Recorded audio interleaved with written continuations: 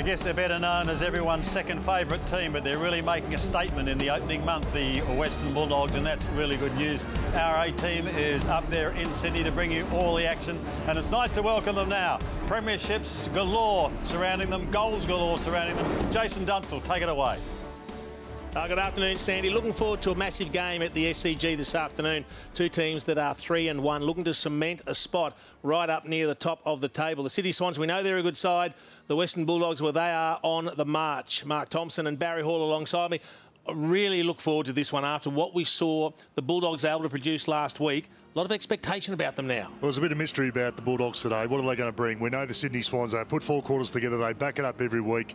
They're going to be premiership contenders again. But this young Bulldog side, they're tackling, they're chasing hard, and they're kicking pretty high scores, moving the ball very quickly. Can they back it up week to week? That's the big issue today.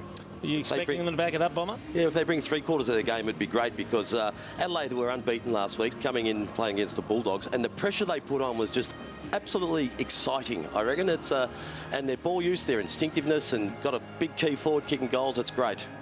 Well, we're just having a look at the radar. There's a few showers expected to come across. There has been a bit of rain about, but at the moment, touch wood, it's pretty pleasant conditions for playing, isn't it? Yeah, touch wood. As you said, Jace, there's a bit of rain around, but it drains pretty well at the SCG. So let's hope it doesn't affect this pretty good game of football. You've got to say the Sydney Swans have been impressive. I know they were slow out of the blocks week one against the Bombers before they really got going in the last quarter, but they've had a 3-1 start, and the only loss was that tight one to the Dockers last week over in Perth.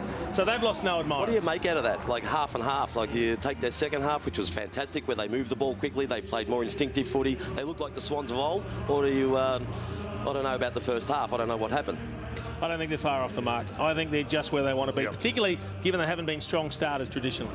No, and they haven't been marking the ball inside 50, so they've obviously got a very, very talented forward line. Once they start marking the ball and having a bit more system going inside 50, we know how good defensively they are. They're ranked 16th at marks inside 50. They are, yeah. Which is bizarre, isn't it? Yes. But I'm sure they've got a lot to work with, and Anthony Hudson has caught up with their coach, John Longmire.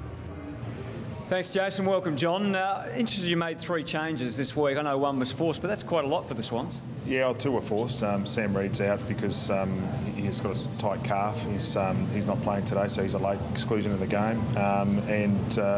Really, Isaac Heaney had a bit of a sore ankle from last week and didn't come up this week as well. So 2 were forced, and Benny McGlynn was out of the side. So that's disappointing. Sam obviously played so well last week.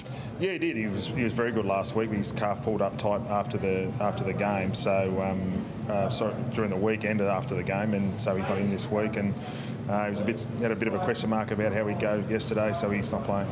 You must have been impressed with the Western Bulldogs, what they've done so far, particularly last week, the pressure, and I'm sure that's been part of the message for you guys to expect that. Yeah, absolutely. They're set up really well off the ball, and their pressure at the ball is of a high quality. So we need to make sure that when we get the ball in hand, that we use it well, but also make them defend a bit, and because they're very good structurally, offensively and defensively. So they've made some changes to their game style. It's obviously working for them. And if the weather comes, that you'll obviously be ready for it. What sort of message do you send to your players? Well, it's just about making sure you win the 50-50 ball, and it depends upon how heavy it gets. If it gets really heavy, it's really a game of getting the ball forward. But we've got to be mindful and trust the players that they make the right decision when it gets wet. Good luck. Thanks, Aaron. All right, back to you, Jace. Some important inclusions for the Swans. Mitchell and Goods come in along with Towers. Out go Heaney, injured. McGlynn was dropped, and the late withdrawal Sam Reid, which means a reprieve for Harry Cunningham, who'll start as a sub. Yeah, Goods is a really big in for him.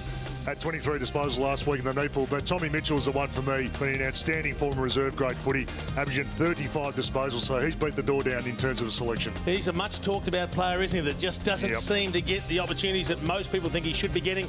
That's the Bulldogs lineup. Just the one change for them. Key position player Fletcher Roberts comes in for Jared Grant, and Nathan Rovat will start as a sub. Bomber? Yes, that's right. And look, they've got some fantastic young players, and there's no question that Stringer, Montepelli, McRae, just a good lineup, future stars. They're all tall midfielder types, but obviously one can play forward. I don't think anyone's going to debate whether Jake Stringer is a future star, because what we've seen from him already, Baz, he kicked 6 last week before getting subbed out. Mind you, he's only the going size of some of the gun midfielders around the competition at the moment, but he can also play a key position type forward, although he doesn't take the pack marks, I guess, but there's a lot of flexibility and versatility about what he offers the Bulldogs. Well, I think the size and the way his body is actually is an advantage for him. We see he jumps at the ball, he takes it to the highest point, and that's what he needs to do when you're that high. But he's very hard man to match up on. Very strong for the hips. He's got great agility, and I don't reckon that's his one wood. I reckon this sort of stuff is his one wood. His agility, as I said, he's very hard to tackle. Just gets around blokes, and when the ball hits the ground, he's more dangerous than anyone I've seen in the league at the moment. He's got a big bag of tricks, hasn't he? He's going to be able to use all of them at some stage in his career. Let's hope that he turns them on today, because this is a real exciting clash. Just about ready to go at the SCG. It's the Swans against the Bulldogs. Don't miss the first bounce on the other side of the break.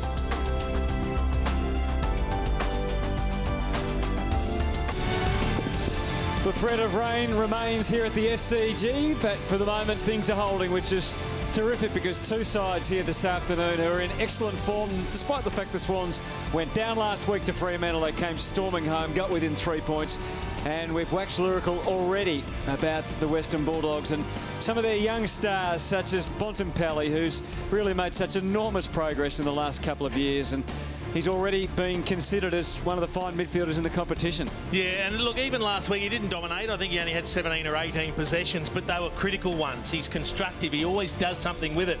And he has such an imposing size and presence about him, as we see the toss of the coin has been won by Bob Murphy.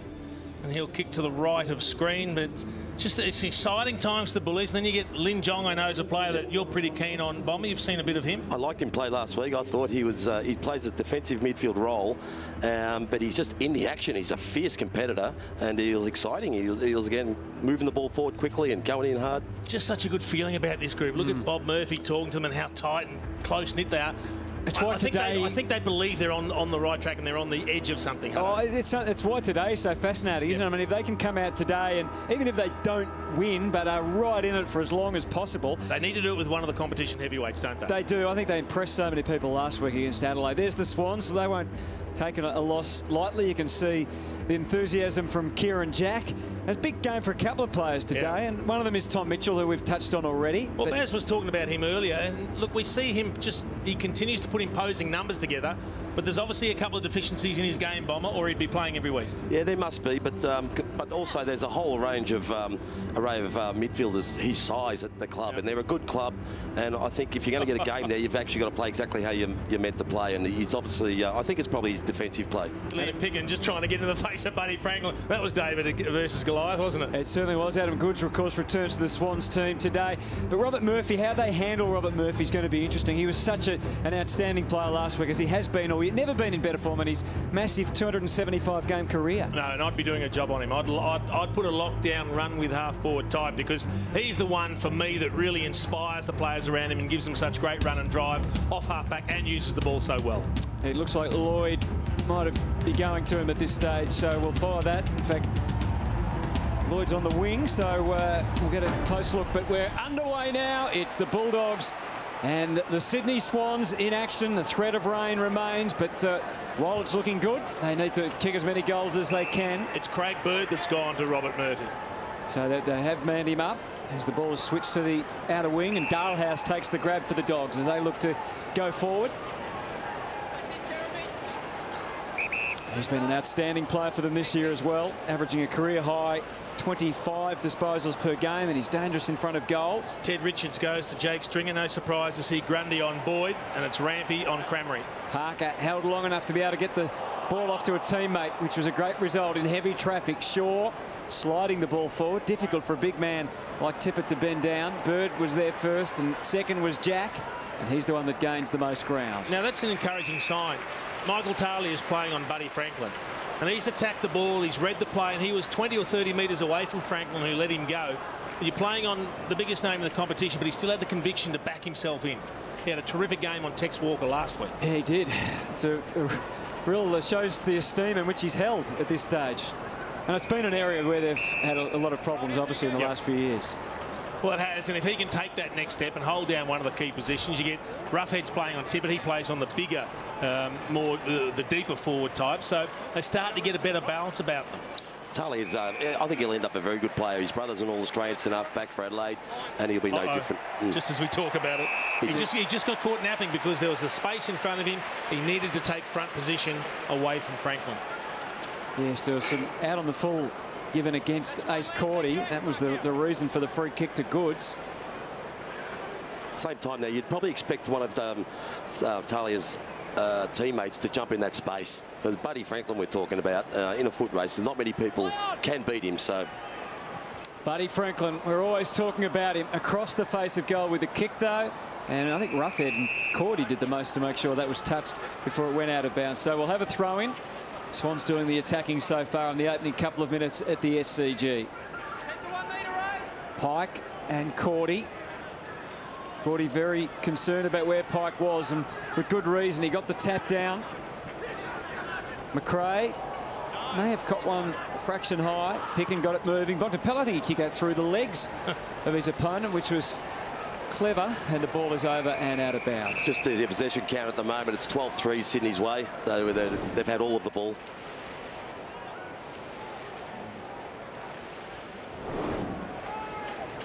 Good call, I think, from the umpire. A good non-call. Ball on its way back in. Pike poking it down. Goods comes hard the other way. McRae almost threw it to Cordy. Gee, the hands was very swift for a ruckman there from Cordy. Well played. But they overwhelm them, Adam Goods. This will give a big roar for the Sydney fans. And they can roar now because he's put it through. Well, he's a little fortuitous for mine, Adam Goods. He did go hard before Hutto, but he took his eye off the footy and he took Liam Picken out rather than actually attacking the ball. But he is very good at reading the loose ball. You can just see the aftermath of the contest here, and he just gets forward of the pack. He's very good at putting himself in an attacking position, and he finished off very, very well. And that'll do his confidence the world of good. Good pressure by the Sydney Swans.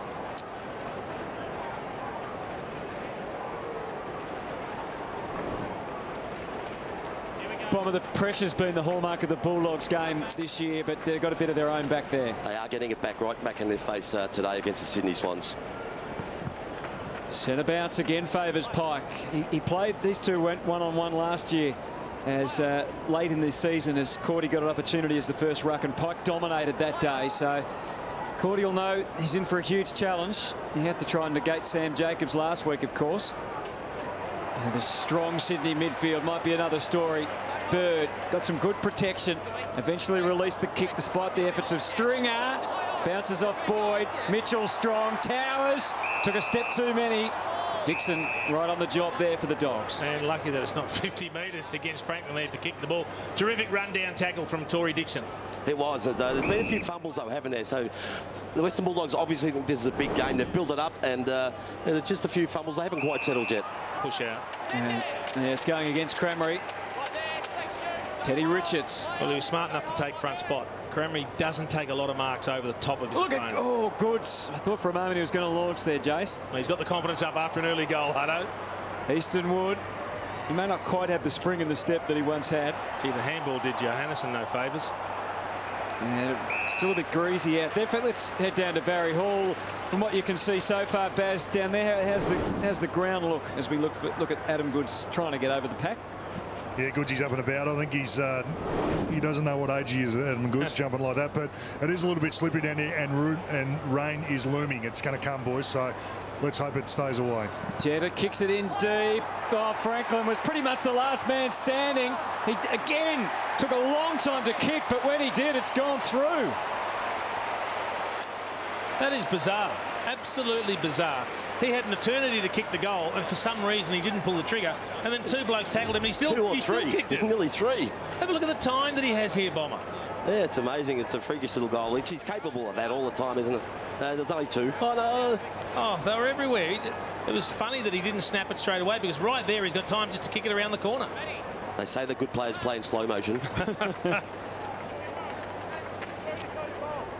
He looks threatening, doesn't he? He looks dangerous up and about. 6 inside 50s to 0. And that spells real danger.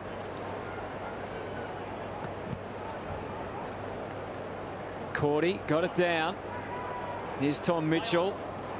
Just as determined the other way was Boyd. It's pretty robust in there. Boyd digs it out. Lucas Webb's been impressive through his first couple of games in AFL. Pike threw that out to Jetta. And they're inside again. Fletcher Roberts couldn't get a run at it. Jack's got those legs pumping. He goes to ground under some duress, and it's over and out. You wouldn't see this very often, would you? Having 7 entries to none in a game of footy, the first 7.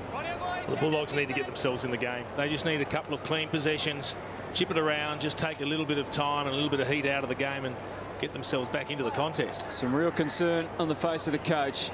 Murphy is a hard man to contain and constrain. He kicks along the wing. That's either or. No, I think it's going to be determined to throw in. Good decision by the boundary umpire because it was fumbled over the line. He did take the mark. It was actually a good mark to Rampy, but it was completed, touched before the boundary line, completed over the line. So the Swans are the only scorers of the match. 2 goals through the first 7 minutes. Total domination thus far. Mitchell. Ball doesn't travel too far. Dogs way. Dalehouse. Laidler. And now Smith. And they start to spread in every direction. Richards. He's gone long to Buddy. And that spells trouble. Well, the other thing that's happening at the moment is they're very good at separating the Swans, and they're getting one-on-one contests, and that's what the Bulldogs don't want. They need to get assistance back to help out their teammates when they're one out against a Franklin or a Tippett. There's no time though, mate, because really they're just playing the way they finished off last week, where they just said, oh well, let's just go and play as quick as we can through the middle, and they've followed that way early in this game. It looks dangerous. It looks very dangerous. Michael Taylor on the mark, a little nervous as Franklin. Now, I think he's banking on a few of those from Buddy just to make the scoreline look a little better. Well, if we remember, the one bad performance from the Bulldogs was when Hawthorn got a hold of them down in Launceston and they got dominated through the middle of the ground. And that's happening a little bit at the moment around the stoppies. They're getting out-muscled. The more experienced Sydney midfielders have got a hold of it. Murphy got some protection and Roughhead pops up in a nice space for him. And the Dogs are away again, although kick skied from Kobe Stevens. And it means that Swans have got time to push some numbers back and cover the bases as Honeychurch brings it back into the middle for Kobe Stevens. He looks to advance the cause, but only by a few inches as he takes it out to Boyd. Gives him the chance to kick it into the 50. It'll be a shallow entry. Boyd will try and provide a contest. He got some help from Cramery, and this is where the small men go to work. Comes back from Honeychurch. And it's just hacked in there by Picken, end on end, and maybe that was the plan. It's out of bounds in the pocket. Well, at least they've got their first entry. Yes. It's a boundary throw in the forward pocket. We saw Jeremy Laidler on screen. His 50th game today. It's been quite a journey through 3 clubs to get there. So congratulations to him and Tory Dixon with the flying shot at goal. Had a little bit more time than he thought there. Good opportunity missed. They'd kill for a goal right now. It's funny pressure, isn't it? When the pressure comes and you haven't got much time to get rid of the ball, what it does to a player's head. Look at that kick out. Now, if he kicks the goal here, Bum, we just saw Tory Dixon miss one. You said the first 7 inside 50s to Sydney. If they kick this and they're only 2 goals to 1 down, you'd say no real damage done. No real damage, no. This will give them a lot of confidence if they kick a goal here. What a terrible kick. Like that. What a terrible kick. What do you do as a coach when you're sitting in a box and you see that? I just send a message out, so not to kick out again. Tom Harley only kicked in once in his life. Must have been a bad one. Marcus Bontempelli, only the 2 goals so far this year, but he's only played the 3 games up until now. Good kick. Perfect strike, and that'll make the Dogs feel a little more comfortable and at home. Yeah, well, that would cause headaches for that man there, John Longmire. You get the perfect start, you look to put that pressure on the scoreboard, and we see Franklin missed 2 shots early, even though he has kicked a goal. And then all of a sudden they go to the other end, they kick a goal, it's only 2 goals to 1, and all that dominance that you've had is basically eroded. So they're starting to even up the possessions. It's still 8-2 the inside 50s, but no damage done on the scoreboard from a Bulldogs perspective.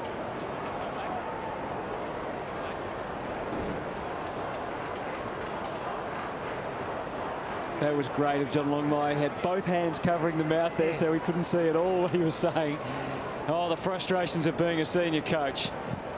Swans with the first 2. The Dogs have got one back, so now it gets interesting. Hanbury, Sky kick just to the 50. Dogs fully committed as always from Murphy. Roberts, some issues there. Talia flicked it out, hoping for the best. Pick and wall one.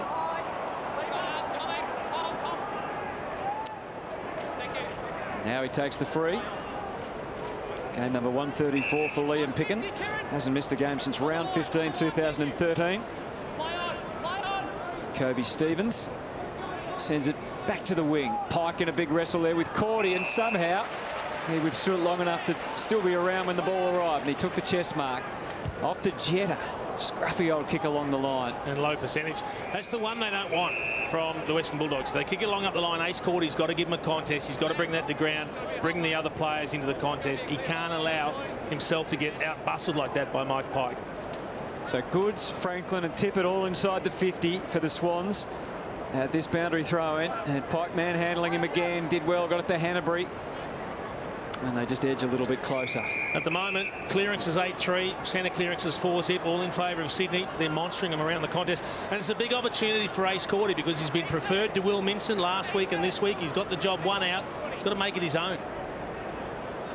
And he starts behind this time, nullified in. There's potties flying everywhere from that throw-in. None of them are all particularly near the football. Picken. Sandwiched in. I believe the Swans have come out in this game and said, let's be real, as physical as we could be early and see if we can just unsettle them a bit.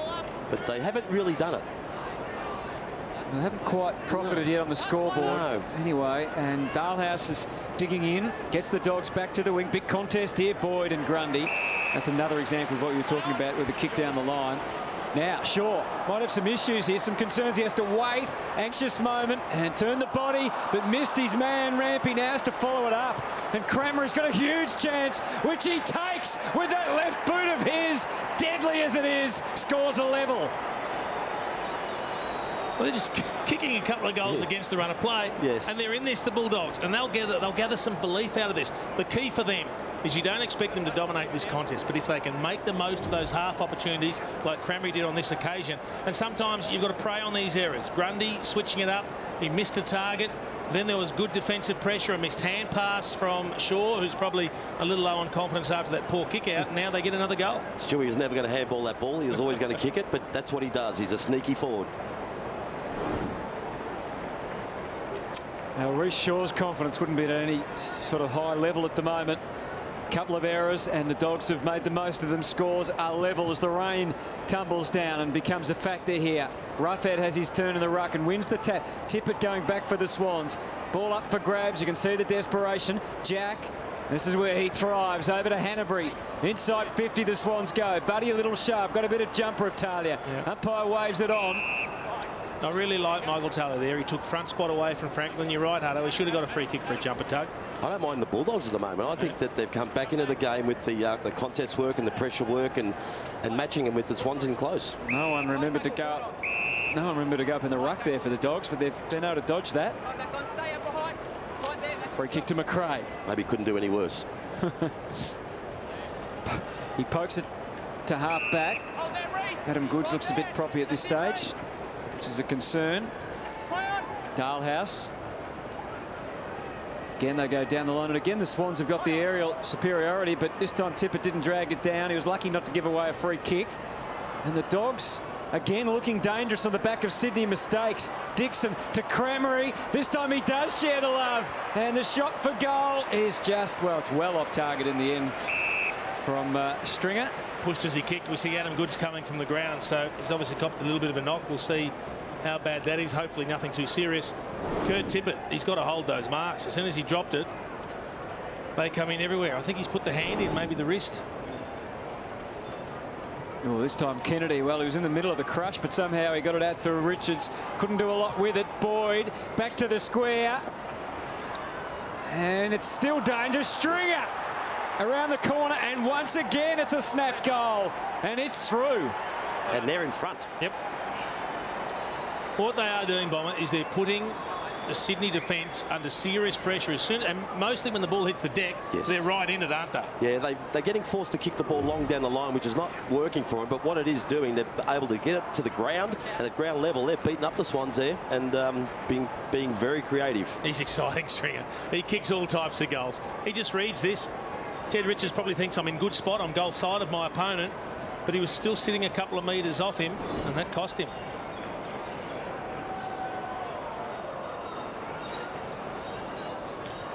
Crameri, Bontempelli and Stringer all with goals. The Swans with some issues. After they first kicked the first two, it's been all the Dogs since then. Hanbury gets them deep. That hasn't been a problem getting it in there. It's once it's there, and the foot race favoured Rowan, but maybe he didn't need to be quite so hasty. 6 centre bounces now in a row. Yep. That is a real concern, and you can imagine it causing a few headaches in the Bulldogs coach's box. Could he have taken possession then, James? I think so. And I think when you're that quick and he knows he's quick, you've got to back your speed to say, well, no one's going to be right on my hammer because I'm running too quickly. That's a reasonably well-placed kick in, but in the end it comes off hands and goes out of bounds. Rowan was good last week when he came on as the sub, had 9 possessions pretty quickly. I mean, he just had to take a few slower steps, steady himself, try and pick that up, even though it would have been difficult at his bootlaces. He had time. Pike fends it down. Bird in haste onto the boot. Talia, he's also employs the same tactics. Lloyd wore one, but got the handball out. And John, this is where they go to work, and they are very hard to stop. Johannesson punts it in. Stringer and Richards getting nervous. Ted got the first ball in. Stringer, though, loves it on the ground. Richards is a great competitor, but Crameri's going to kick another one. That's good. They can't stop them at the moment. Well, you've got to love the way they're opening up their forward line.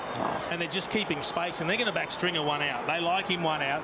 And then Crameri a couple of times has come down with the ball as it comes in. He rows it really well. Will always get back, won't he? Yeah. And Stringer one-on-one, fantastic. But how about their handball and run and carry through the middle of the ground? Aren't they great? It's an exciting brand of footy, and well done to them. They've scored, what, 4 goals.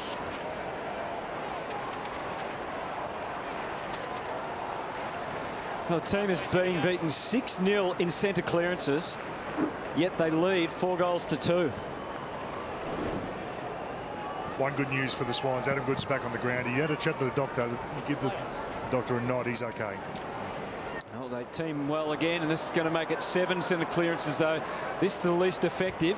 Murphy able to take the Dogs to half forward. Picken got a call around the corner. He was able to honour that from McRae, who shrugs off Parker with ease, kicks them inside 50. He dropped that. He dropped that. And the umpire saw it. Honeychurch, this is an interesting call now. Honeychurch just trying to lock it in.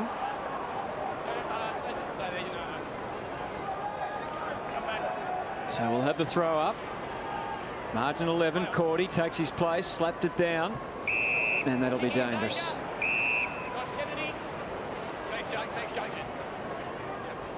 So it's Kennedy's ball inside the defensive 50 for the Swans. Prepared to go. I'm like, gee, who was that to? He's kicked it to 4 Bulldogs, and I'm not sure what got into him there. Stevens skies it high. They're out. No, but it didn't stop Stringer. He is such a dangerous player. How's his confidence at the moment? Oh, it's sky high, and so is he. Bird, Swans under the pump seriously here. A fumble from Parker. Greasy conditions. Wood back to Murphy. Dragged down. Bontempelli can withstand anything at the moment, the Dogs. Picking around the corner. Up towards the 50. Kennedy did his best to get ball to boot. Bird is the next one. Straight into the fire. This is just fantastic from the Bulldogs. It is, mate. Just Bontempelli's ability to hang on to the ball and get the hands out effectively to one of his teammates is special. Kennedy knew it was coming and flicked it onto Mitchell. Up to the wing. Towers striding hard. Got there. Then what to do? Talia's just sweating on him. And eventually it ekes out. McRae looking for a free. Through that.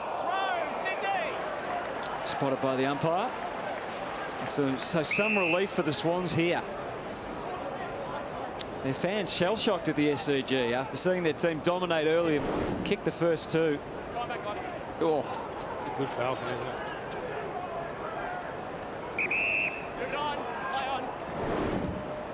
Mitchell up to the 50 they go. Pike was competitive. Parker had a call from Goods. He looked a bit lost there as he was trying to find the direction of the handball. Hanbury, some clear air and good thought process. Spotted Nick Smith and he's within range. Be interesting to see whose man it is. Was he picking up Crameri?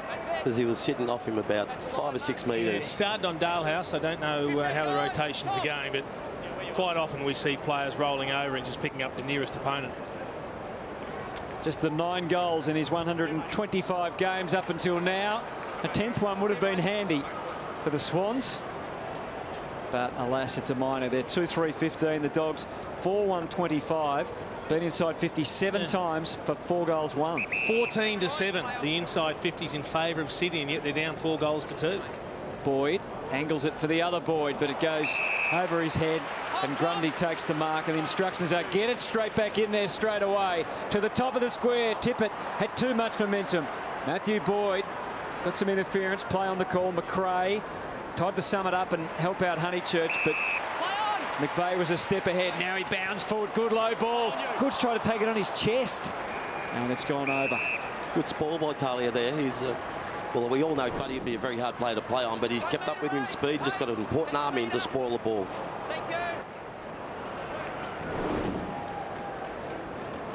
Ball coming back into play.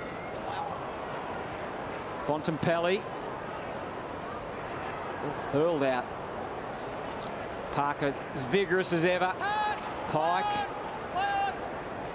And McRae not interested in that one. Josh Kennedy off having a spell at the moment. He's had 9 early possessions, #1 possession getter on the ground, and it's been very difficult to find out who's playing on him. Let me tell you, he's been standing at stoppages on his own, and he's got 4 of those clearances already. 15-6, the clearances in favour of the Swans. Well, they're inside trying to win another one here. Boyd hampered as he kicked. Jetta couldn't burst away. Back to Shaw. Maybe owes them a goal. And he does his very best. Just couldn't hook it the right way. And it's another minor score. They're 2-4 now. And Hutto, it's got pretty dark down here. As I said, the rain is looming. I wouldn't be surprised if they turned the lights on soon. It's really dark down here at the minute. Big difference in the game at the moment. We're seeing it with some of these shots at goal. The Bulldogs are kicking at 64% efficiency. Sydney, 36% by foot. So they're having all this dominance, all this play in their forward half and in the forward 50, but they're just not using the ball well enough to put the score on the board. Maintaining possession on the way out. McRae's kick was well placed for Roberts, who brings it back to Murphy again. And then to Boyd. So what has that opened up? Down the ground, there's a couple following, but nothing really advantageous. Tom Boyd really bust the gut to get there, and unfortunately lets himself down by dropping the mark, but it is greasy conditions. Got a good stat for you, Hutto, and Bomber, you'll like this too. Mike Pike's had 8 hit-outs to advantage already in the first quarter. The record for one quarter of footy is 9. They still got 5.5 minutes to beat that. Well, let's see what he does here. Oh, no, Pike, this could be it. He's going to get the hit out. Oh, no, to advantage. And it's Cordy that takes it away. And McVeigh, a whiplash there. They're on again, the Dogs. Crammer, he sneaks through, hands it off. Lin Jong, open goal, it beckons. It wasn't the best-looking kick, but hey, it's a sensational result. Now, they really are efficient, aren't they, inside 50s? How good has it been? Oh, it's absolutely first class. So, Bomber, take us through the mindset of John Longmire. He's watching his team dominate, but getting touched up on the scoreboard. Every time they go forward, they score the Bulldogs. Asma, is that... McVeigh coming off, holding the ribs, is he? Yeah. We'll have to check that out, Baz. But, yeah, he'd be worried about how open their forward line is, the Western Bulldogs forward line. They really need to... fix that up. Well, it's all on the counter at the moment, isn't it? It's either counter-attack or an error. Yep. What would you do in the ruck, mate? You're getting beaten easily, but Cordy can't play any part of the ground, other part of the ground, so you probably leave it there? Yeah, well, I think so, but right at the moment, I think John Longmire's most important thought is whether he's got to station someone behind the footy and just hold someone back deep because they're getting beaten on the quick break. Good vigour shown there from both teams. Webb, Towers. Now the rain starts to really doesn't it?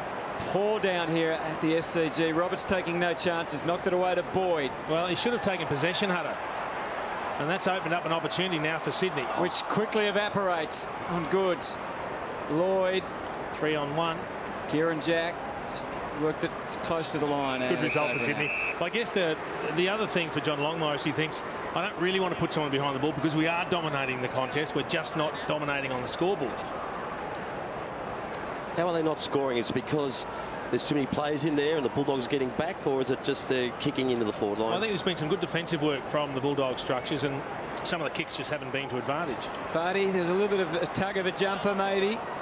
Close to the line, and they're happy to walk it over. And that makes 2 goals 5. Well, that rain's coming straight down too. That is heavy stuff. So important early goals from the Bulldogs. It's going to become harder to score now. Murphy shapes the kick in. McRae in his sights, and it's safely over the line and out of bounds. The thing about the Bulldogs is that last year they were very good at contested ball, and the wet weather's not going to take that away from the team's ability. What are you saying down there, Baz? I was just about to say, Jace, more importantly, the Swans have missed some opportunities that you spoke about. Yeah. With the rain looming, it's going to be pretty hard to score, so you've got to take your opportunities while they're there. Yeah, this is exciting stuff from the Bullies. I think they're capturing everyone's imagination at the moment. Clay Smith off the left. Keeps it safe. Yeah, there's a loose defender now, isn't there? Yep. Tom Boyd, this time he does take the mark, so he's well up the ground. So at the moment, Rampy's dropped off. The 50 opened up again. If it sneaks in there, they'll be as dangerous as ever. Richards kicks it back to the wing, but Boyd drops it this time. And Grundy gains some more territory. He's had the fumbles. Tom Boyd, he's dropped a couple now that he should have taken. But that in itself is a good sign for the Bulldogs. The fact that Richards just threw it on the boot and kicked it as quick as he could. Normally, they'll feed that out the back and then run and carry. Have they dropped one back now? Yeah, they have, yes. Yeah, they got one back inside 50. There he is, Dane Rampy. And at the other end, Easton Wood's free, and he's positioned himself about 5 metres in front of Buddy Franklin. So you'd think that Sydney have initiated that, and I'm not sure whether I'd accept it if I was the Bulldogs. Back at the coalface, Hanbury has had 9 disposals in the opening turn. Parker and Kennedy also 9. So Kieran Jack doubles back, and he mans up on Easton Wood. So now they've virtually got 1 extra around the stoppage, yes, the Bulldogs. And I don't think that's a huge advantage given the way the game's playing out at the moment. Their advantage is being able to kick goals when it goes inside 50. Bontempelli was held up momentarily, but still gets it to a sliding Clay Smith. Tucked it under his legs. Giant heavy going now. Hard to get traction. Cranberry does a pretty good job. McRae looking for a free, and the rain tumbles further down. We can hardly see the ball on the outer side of the ground. Hanbury drives, and well done, Robert Murphy. Sheets of rain across the SCG. And he just signals long. That's wet with a footy. Get it long, get it deep. And there's plenty of chances there. Stevens, Kennedy, Lloyd, clever, inventive. Jack interfered with, and an important whistle that one for the Swans because there was dogs everywhere. They're about to send it back into the 50 again. Got plenty of numbers back though, the Bullies. Challenging conditions. Rowan knows where the drop of the ball is going. Then he just stumbled at the critical moment. Webb persistent, and everyone's going for a bit of a slippery slide. I don't think there's been one instant this quarter where the ball's gone into the Swans forward line and they've had it's looked dangerous. Like there's always been even numbers. There's never been an outnumber and overrunning type player from Sydney running in there by himself. It's they've been set up pretty well defensively, the Bulldogs. Dan Hanbury off for a spell. He was absolutely flagged when he came off. He was shaking his arms, his head with fatigue. And he was hunched over when he came off for about 10 seconds before he sat down on the bench. Great work around the contest. And again, they free up this man, Robert Murphy, who always keeps them guessing for Dalhouse. No free kick. Sliding in Stringer. And they pile on in. Stringer's a hard man to contain. Kennedy likewise with that strong body. In he goes. Franklin comes out, dribbling it to his team's advantage. A fumble from Towers. Went to try and redress the situation. All he could do was lay a good tackle, and the rain continues to tell. I know you survived the jungle, Barry, but how are you going down there? You okay? Yeah, waterlogged. This is not my contract, and I'll be renegotiating, and this is not good. The hard yards, Baz. We appreciate it, mate. It is tough conditions out there now. You can't just get out of here in this game, Baz. Towers, dragged to ground.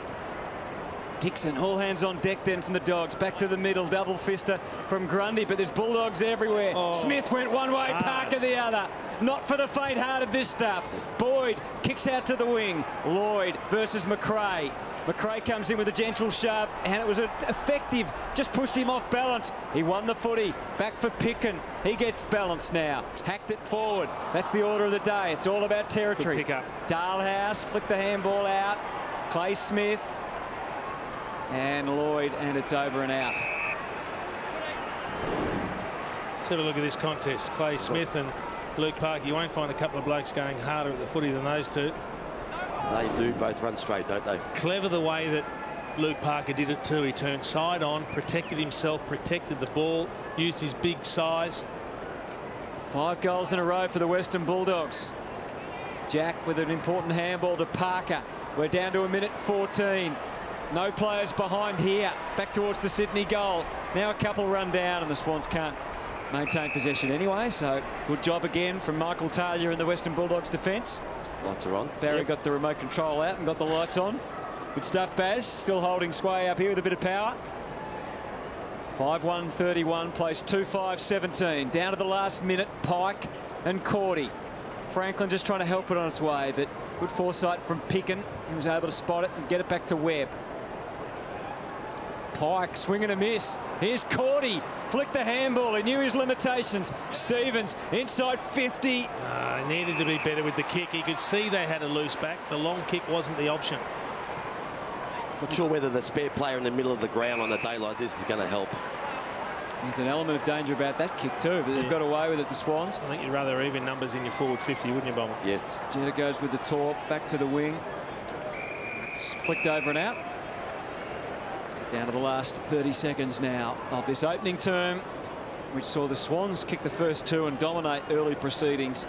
And then since then, on their counter-attack, the Western Bulldogs have been devastating. They've kicked 5 consecutive goals. Stuart Cramery with 2 of them. The Swans are in for a real scrap now this afternoon. Honeychurch gets the treatment next. Parker heaves them inside 50. The ball going every which way in the air and well contained by Lucas Webb, who looks most accomplished for a young man playing just his third game. And he's got Bonampelli in the middle. He's just a little slow. He's got McRae if he wants it. Taking no chances. Stevens over the top. Mitchell has got plenty of it in the opening term. Siren about to sound, which it duly does. And at the first break, it's the Western Bulldogs really taking it up to the Sydney Swans. The Doggies 5-1-31. The Swans 2-5-17.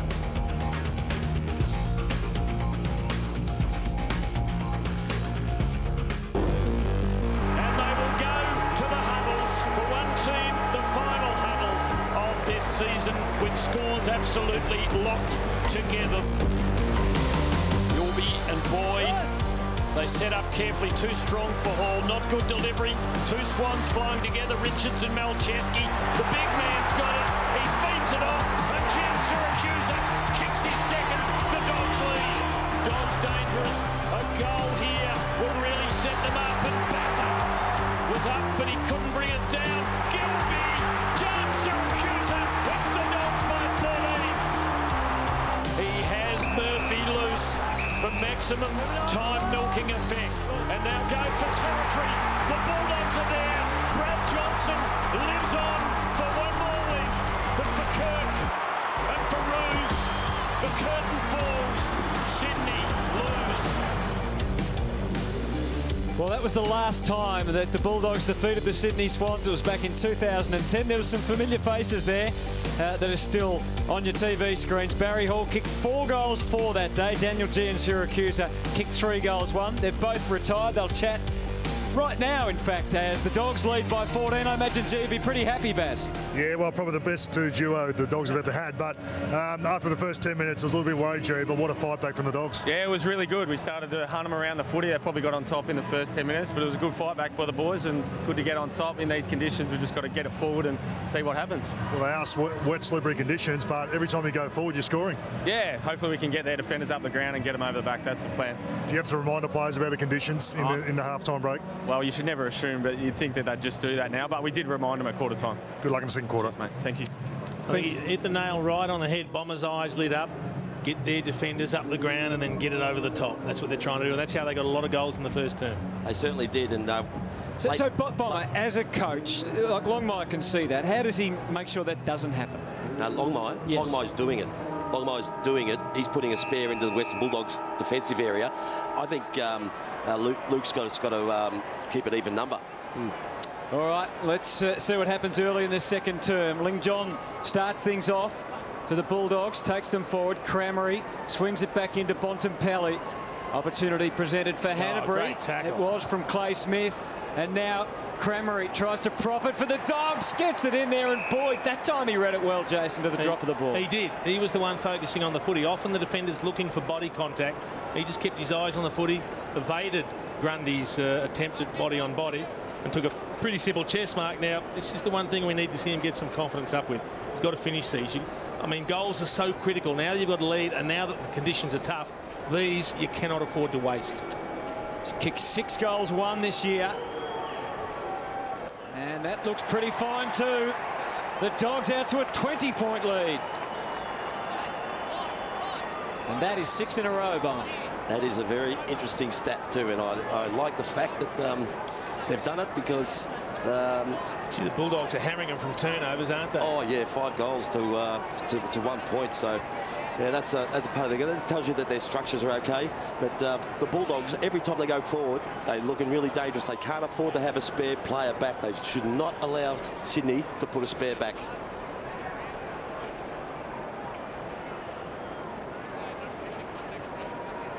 That was a bit unconventional as far as this game is concerned. The Dogs got it out of the middle, got down there and kicked the goal. Good to see a few players get over to Clay Smith. It was his tackle on Hanbury that created the turnover and allowed them to get the goal.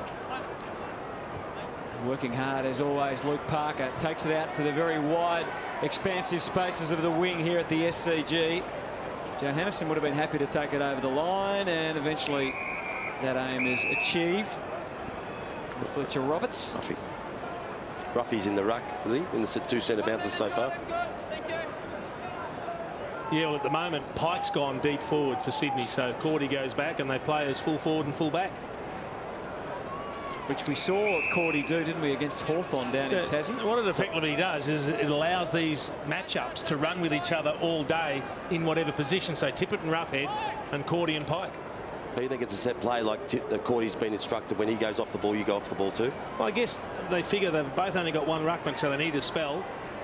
So you may as well do it this way, because you can't expect Cordy to ruck for the entire game, and you certainly wouldn't want someone else to come in and ruck against Pike when Cordy needs a spell. So who takes the initiative there then, Jace, with the coaches? Does one say, well, I want him running more than the other? Well, it depends who's prepared to back their players' tanks, doesn't it? Well, I like Roughhead in the ruck anyway. He's been good. McRae has just rushed onto the boot. He has had 20 hitouts already, Pike, so he's chalked up a big number. John Longmire, a very concerned man right at the moment, and unable to stop this Bulldogs team. Swans' preference is to maintain possession here, even though it is trying conditions for doing that. Shaw just instantly turns onto the right boot, and as it happened, Luke Parker was in exactly the right spot. Now, there's some danger in cutting the ball in so far, but oh, that's going to be 50. Oh, that's sharp. He was quick on him. Very quick on him. Normally the umpire calls back a metre, back 2 metres, but you could see Kieran Jack very quick to point out the fact that he hadn't come back behind the mark, and the umpire pinged him straight away. I think it's a very kind 50 too. It's a healthy 50, isn't it? And in these trying conditions, goals are precious. They need this big time, Sydney. Kieran Jack knows it. Oh, but he doesn't get enough of the ball at all. Tippett rolls reversed. It was the rover, smothered by his teammate in some ways. Rowan, Cordy, Towers, all trying their darndest in there. Comes out to Towers. This would be some goal.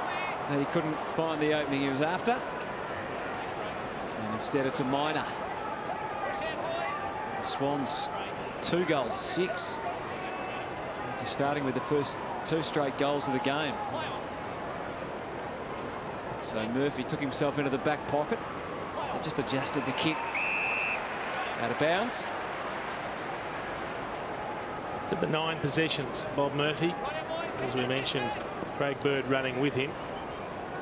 So it's the second most for the Bulldogs, behind Liam Picken, who's just started to gather the ball half forward wing. He did that last week as well. A few of those have been the old selfie from full back, though, haven't they? The ball goes. Every good possession getter uses those, Hutto. Mitchell goes short and finds Kieran Jack. So Buddy's back in the square, Talia, and that's where it's going. Buddy gets himself free. No, you can't afford to do that when you've got numbers around the ball. Didn't need to do it, Michael Talia. Bontempelli came in beautifully, yeah, to spoil. But he had a heap of assistance going to that contest, and in the wet conditions, how many times are you going to get outmarked like that overhead? Not very often, is it? And, that's a sin. It'll just be interesting to see whether it was a real good pull of the jumper, or whether, I thought they were going to let them go through this year. Pretty touchy, wasn't it? Yeah. So Franklin with 1 goal, 1 to his name. He's kicked 53 goals in 13 games at the SCG coming in. That's not even a score. Have a look at the free again now. It's just... it's a little handball jumper. Once they see the jumper tug, that's when you're going to go. So he's got to pay that, the umpire, and good on him. Otherwise, only if they restricted their movement. Yeah. He didn't need to do it, though, Taylor. Yeah, I know. You're right. Johannesson. And Bontempelli. And again, the Dogs have the answers. Swans seem bereft of them right at the moment. Cramery back to Boyd in the hustle and bustle out there on the wing. Kennedy was going to give to Mitchell, revised that decision. Smart play, long for Tippett. No one really at ground level behind. At the front was Bird. He was hoping more than anything. Mitchell did well, almost drop-kicked it out. Easton Wood arrives on the scene and arches the back when he needed to. Flick the handball through to Stevens, off balance, got to cop the couple for his troubles, kicks it back to the wing. I don't think he was expecting it, Kobe Stevens, because in this sort of weather, you don't get too fancy with hand passes, particularly in the defensive 50. See if he gets one high. No, it's just a little rub. Just a little rub, nothing in it. It actually didn't even knock him over. It was the second contact that did. That was nothing. Dogs controlling it pretty nicely under the conditions so far. Honeychurch to half forward. Again, they've opened things up. Pike with the fist away from Cordy. It's just a bit strong, body on body, Mike Pike for Ace Cordy. Laidler with the handball. Kennedy. Nick Smith shut down instantly. Parker came through for a fleeting moment, but the Dogs have got the answers again. Picken takes them forward. Punch away from Tory Dixon. Gary Rowan waiting for it back. Gets it from Goods. Prepared to go it alone. Chase. And Cramery now should be rewarded for his hard, heavy lifting. Gets the handball away. McVeigh fighting the fight on his own. And it told in the end. Dalehouse. They're all tired. It's tough going, isn't it, out there? Cramery, he's caught in the crush and he's gone there. And he knows it. He hatched it. He'd worked so hard, I don't think he had the energy in the end to do anything else. Well, it's exhaustive stuff, isn't it? Just trying to work out whether Sydney have changed their style after quarter time. They seem to have more control of the ball, haven't they? I think. Yeah. I think they're worried about the speed of movement that the Bulldogs have when they gain possession, so they're trying to deny them a little bit more. An ambitious kick that was, though, wasn't it, for Franklin, who had trouble all around him. And it's opened things up for Murphy, who's a dab hand. And a beautiful kick for the good of Tom Boyd, whose confidence is high after the early goal in this quarter. Struggled to kick the journey, though. He'll kick it now. Sometimes the heavy ball might carry further, Jace. Yep. Let's see what happens here. I don't know what conditions you're talking about. Let's see. It's almost there, but... Right again. Just away. Yeah, I'll tell you what I did love, though. In the build-up, we saw a couple of Bulldogs hand passes, and in the end, they went backwards to give it to Bob Murphy because he uses it so well, and he's the one that hit the target. He hit Boyd on the lead. I like when you get the ball in the hands of the right players. He went the big torpedo there, Jetta. And didn't get enough of it. Murphy, he's got himself balanced. He's got himself through. And then he's just stabbed it. Point. He tried to compose himself because he was running flat stick. He looks like a 25-year-old running around at the moment, Bob Murphy. Here's the replay here. Have a look at him find a gear to get through. Hanbury running away from him. And he should have just... He did steady, really. He's just the poor kick. Laidler takes it right back to the middle this time, but I thought for a moment there was going to be 50 for Roughhead. Tippett got the strong instructions to go back. Now Loping is Webb. Probing ball again. And they all converge on it. Well done, Nick Smith. Well handled to Laidler. And now Lloyd's kick is on the way out again. Laced with danger as far as the Dogs are concerned. They're all over this. McRae. Eventually the Swans even the numbers and win the ball back. They're appealing for deliberate. I won't get it. You wouldn't think. Oh, he has played it. That's a quick hack out of defence under pressure. In wet conditions, the ball's always going to skid in the direction that it goes out. That's the one rule that the umpire's going to have a bit of fun with, isn't it? You know, they always pull one out of the bag. You reckon they enjoy that, do you, Bob? Yeah, I think they do. Bit of flair. Yeah. Ball lands about three-quarter distance. And as you saw, it wasn't taken. It's heavy stuff right at the moment. Slippery ball. Bodies all over the place. Well, this is a young Western Bulldogs team standing up to one of the most physical teams in the competition in the wet at the home ground. It's a good result so far for the Bullies. They've just got to keep it up. Well, he threw that. Can you see elements of Luke Beveridge being at Hawthorn? Bit of their style coming through? Well, certainly in the defensive structures there are. I think we've noticed that over the first month or so. And I think that's a great tackle. That has to be dropping the ball. Ooh. He didn't get a hand or fist on it. No, not doing that by the umpire. And it was a big decision because there was dogs circling. He thought about it, and then he just, no, wait, play on. So he's trying to shrug the tackle. He's trying to shrug the tackle, and he doesn't get anything on it that should be rewarded, that tackle. 6 goals 3 to 2 goals 6. Tom Mitchell stayed afloat long enough to get it to Laidler. They're inside. Fletcher Roberts, dashing play.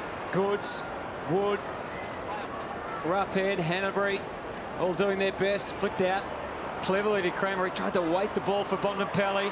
It's hard to affect such things in these conditions. Tippett just goes for home. And finally hits the spot for the Swans. Good finish from Kurt Tippett, and he'll be pretty pleased to hit the scoreboard there. He struggled to get possessions.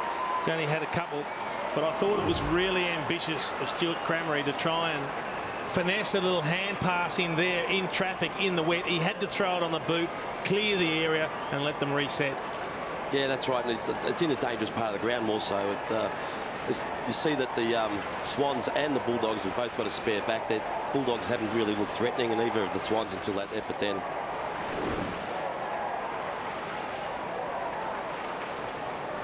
Kurt Tippett.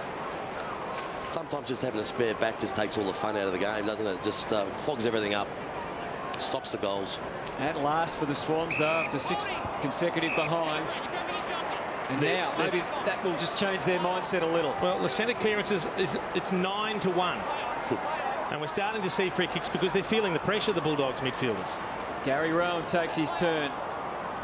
And that's the way it is. It's take your turn and make the most of it. Kennedy made a pretty good fist of it, really, to get it onto his boot. Some big stats by the Swans players. Hannaberry's had 14, Parker 13, and Kennedy's had 13, and Mitchell 11. And they're the names that you don't want getting that much of the ball. Ling John flew. Hanbury, Lloyd, Jetta all take their turn. Back around the body. It's touched. They won't know that necessarily. Jack was a little slow to realise. Hanbury crowd still not sure why it wasn't paid. Rowan's hurt. Goes to ground. Hopefully he's okay. It looks like an ankle. The ball squirts out. Literally. Hanbury, Lynn John. Oh, it's hot. It's hot.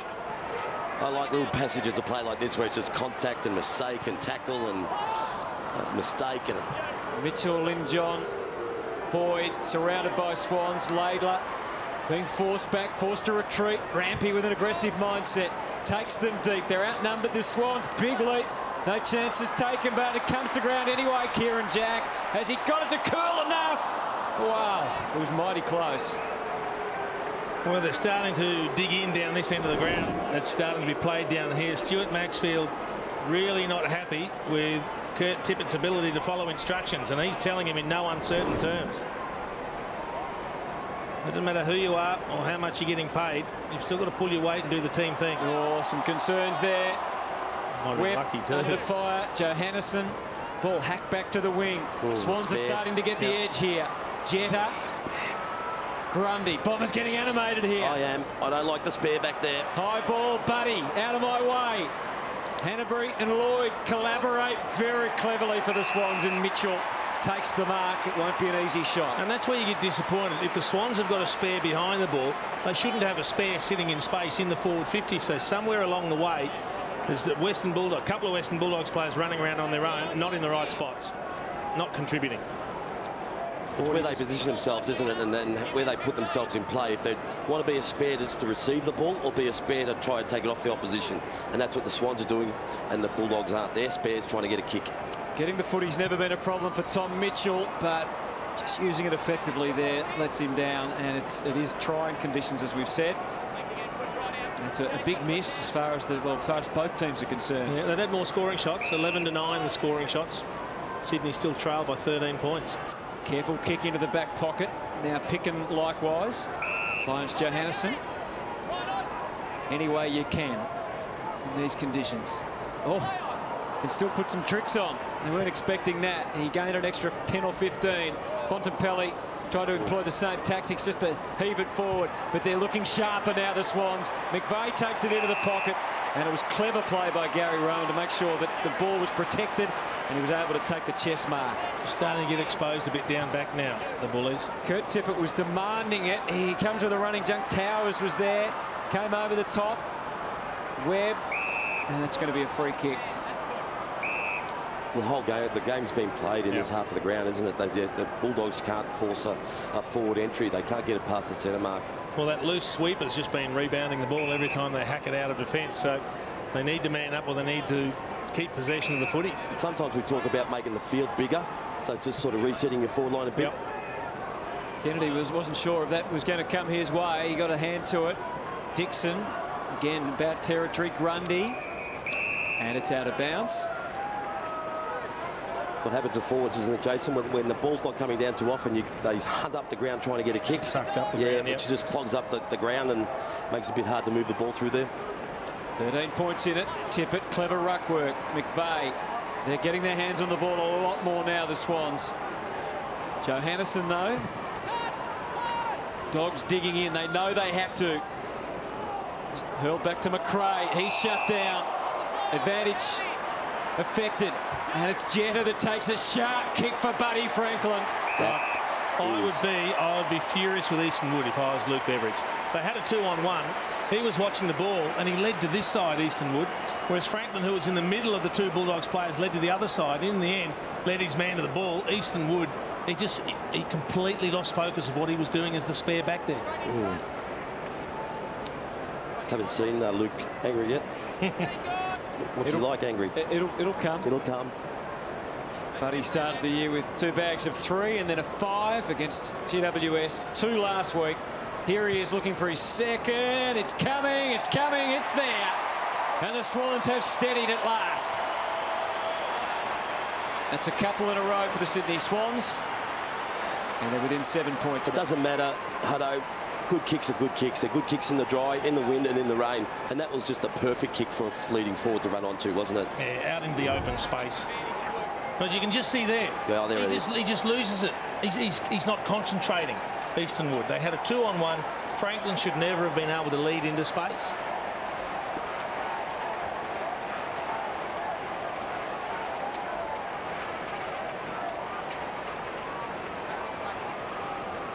So margin 7 now. Buddy Franklin's second goal.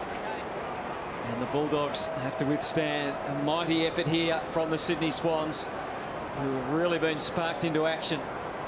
Bontempelli had a couple of cracks at it. Oh, McVeigh wasn't watching the footy. Yeah. Shaw, Reece Shaw. On the brink here is Reece Shaw. Oh, good vision. Good vision. Oh, just couldn't quite cling on Lucas Webb, but he got a crack at it. Oh. Wouldn't that have been a smart reply?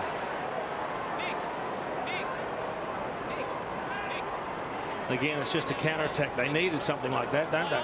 Oh, bad fumble, bad fumble. Well, it was a dangerous kick in, really, under the conditions. To kick it 20 metres out from goal, it's just not worth the risk, you wouldn't think, because look what can happen. And that one's missed as well. A couple of good opportunities gone begging. But he'll still be pretty happy with what he's seen from his charges. 9 points the margin now. Cordy, safety first. Yeah, good spoil. Dan Hanbury has the most possessions on the ground with 18. Liam Picken with 15 for the Bulldogs. Inside 50 remains quite a disparity. 30 times the Swans have gone in for 4 goals 8. 18 for the Dogs for 6 goals 5.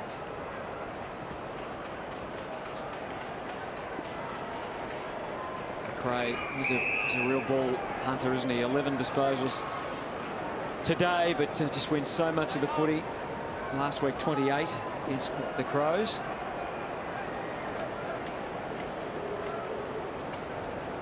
Game just coming to a brief lull. It's been very action-packed and energetic, as difficult as it has been to score.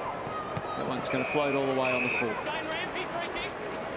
Well, there's a couple of extraordinary stats, isn't there? The centre bounces anomaly is 2 to 10, and the entries, amazing stats, and the game's pretty level. 30 to 19, the inside 50s in favour of Sydney, and as you said, 10 to 2 centre clearances. Rampy, Tippett, good work for the Dogs, those. Roughhead got enough of it to bring it to ground. What they need to do, Jason, the Bulldogs or Sydney? Well, for me, I think the Bulldogs will be content to keep playing the way they are and try and beat them on the counter-attack, because they push up and they have got good leg speed. And I think John Longmire's probably going to persist and say, in the end, our numbers should be good enough to get us over the line, because we can't keep missing. They can't keep just scoring on the rebound the way they have. Oh, good. Maybe should have taken the first option there. That's certainly the way it transpired. Kennedy just squeezed it through to Parker. Right decision that time. Rowan guides for Franklin. Difficult. Rowan comes again and backs himself to burn them off. Webb wouldn't be denied, but it's still up for grabs. Franklin hard one way, Tippett the other. And he's given away a free, I think.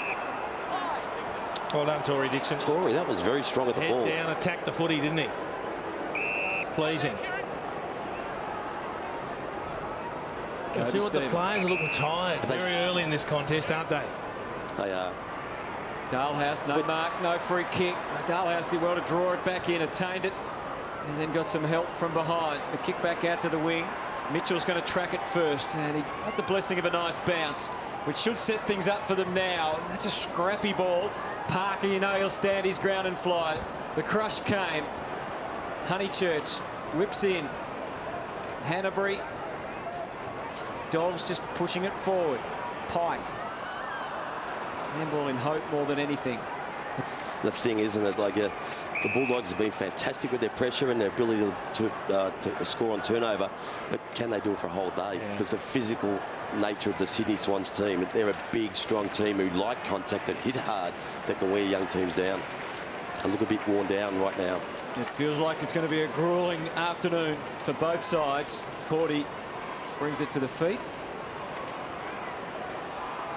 Bontempelli. And that might be out on the full. That will be a disappointing result for the Western Bulldogs. Right idea, though. Sometimes it's just it's a hack off the deck. Just keep the ball going forward. Been a good little player for them this year, Mitch Honeychurch. Only in his 8th game, but showing plenty of dash. That was a really interesting decision by Tory Dixon to allow that. Shaw. He left Shaw and went to put pressure on Rampy, but was never getting anywhere near him. Just got away from Lloyd. Now, can they capitalise? Good lunge. Really impacted it from Rowan, but Dogs have got an extra body there. String of those taken out of it by Rampy. Oh, that's just... No, he shouldn't have got that. He played for that. He actually dropped the ball in the tackle and then just threw the arms out. And it could produce a goal. Who knows? Stringer takes it deep. Knocked away from Honeychurch. Boyd just teamed tackle. They take him to ground. He's a big man, Tom Boyd. Took 2 of them to hold him.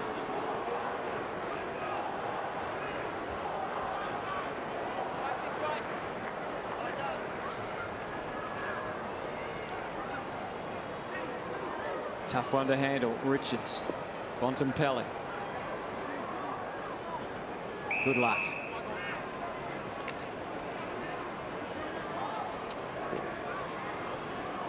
You see all the numbers around the ball. Swans have got an extra back in the goal square. Kennedy, but it sets up Boyd, who's got a sniff from there. Well, maybe he just didn't think he could get the distance. Not Mark. So, that's a throw.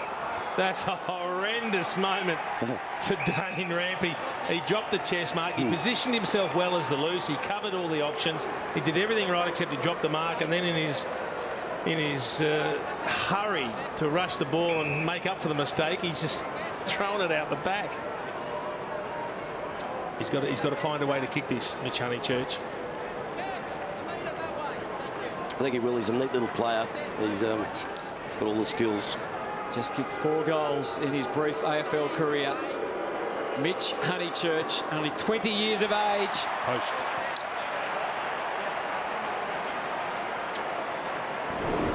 Wrapped it into the post. He drops the mark, and then have a look at this for a rush. Just launched it out the back. Playing the wrong game. I was going to say exactly the same thing, Bart. Fisted down. Dalhouse. Well, it's a fair kick as he was getting thrown over the boundary line. Manufactured something, didn't he? Get it along the line and get them inside the 50 again. And at the very least, it's going to keep it away from the Sydney Swans. Lock it in the 50. The game is a funny game. There's been no goals from turnovers for the Bulldogs this quarter. They've scored 1 goal, 3, and the Swans have actually scored 2 goals, 3 from turnovers. So the game's reversed a bit. That was almost a throw. Again, Dalehouse getting busy. Mitchell just passing the responsibility. It was close to being a high fend. Stringer, if anyone can. Now, same again. Oh, this time he hangs on, but only just. I think it had a look out too, the ball did. It just had a little glimpse, didn't it? And he'll be nervous, anxious about this kick. And well, he might. There's dogs everywhere out there. That possibly could have been a free. Dalehouse held in his tracks. Now McVeigh. Put the little move on, turns it back to the wing, and Murphy well stationed there, takes the mark. And there's plenty of dogs through the middle. Can he utilise them? Kobe Stevens takes it back out wide again. Oh, he's got Dalehouse. He's been there for a while, Dalehouse. Yeah, just missed him now. Where? Go long. Skies it towards full forward. Look out! Stringer with the leap! And it was touched anyway. Through for a behind. That's one of those, when there's a long kick to a pack, you'd always like to see someone bolting over the back, because the ball will often slip over the top. You can always scrounge 1 or 2 in these conditions that way. The kick takes them outside defensive 50. No mark to Roughead because pressure had been put on from Franklin. Webb gets another flying snap. It's not bad, but it's Teddy's job this time, and mark it exactly. But Gee, Webb can put the ball to his foot pretty quick, can't he, under pressure, and pretty neat player. He's a 3-game player. Jeremy Laidler. We spoke about how all the game was being played down Sydney's end. It's been a good period for the Bulldogs. They've been up here for a while. Missed some opportunities too, haven't they? Oh, this game will drive you mad as coach, because you're right. The game's been the last 5 minutes in the Bulldogs forward line, but there's also been about 8 or 9 Bulldogs players in there most of the time too. And it's in the first quarter they were scoring when it was quite open, so everyone's sort of rushing in trying to score themselves. Lloyd, Dalehouse manufactured something. Oh, he's got one high. Hit a shot. Now I wonder if he's too far out to run out and bend it around the corner, whether he can go with a straight drop punt from there with the heavy ball. The one good thing from tight angles with a wet ball is it doesn't bend much in the air, so you can kick darts. Well, it's got to be a very accurate dart here. It looks like he's going to kick it around the corner, I think. He hasn't got a lot of room, has he? McVeigh's been smart. He's moved across on the mark and puts extreme pressure on. Top of the square. Boyd, he wasn't really expecting it. It came his way, as luck would have it. Shaw passed the baton across and was happy to get out of there, I think. And we'll have a ball up. There's a lot of pressure on the defenders right now when you're handling that ball with all these eager opponents around, just ready, just sweating on a mistake. Throw it in the pocket, comes to Jetta. Parker hacked it out. Towers had to be competitive, he knew it. Talia, as they try and wind up again. Johannesen along the line for Picken. Bodies crash and it opens up for Hanbury. Trouble now. Well, this is what the Dogs were able to do successfully in the first quarter, but the Swans, are they going to take the little opportunity, a little glimpse here? Dogs get numbers to it, try and shut it down, which they've nearly done. Cramery keeps bubbling. McRae is over it. Cramery takes it, try to charge on in. Tip it back the other way. Kennedy, he's the man for an occasion like this. Even he can't get through. Bulldogs weren't quite as quick to outnumber that time, and a little bit this quarter. Some of them were just waiting for the ball to come out sometimes. I think they've been trained to actually get more numbers near the ball all the time.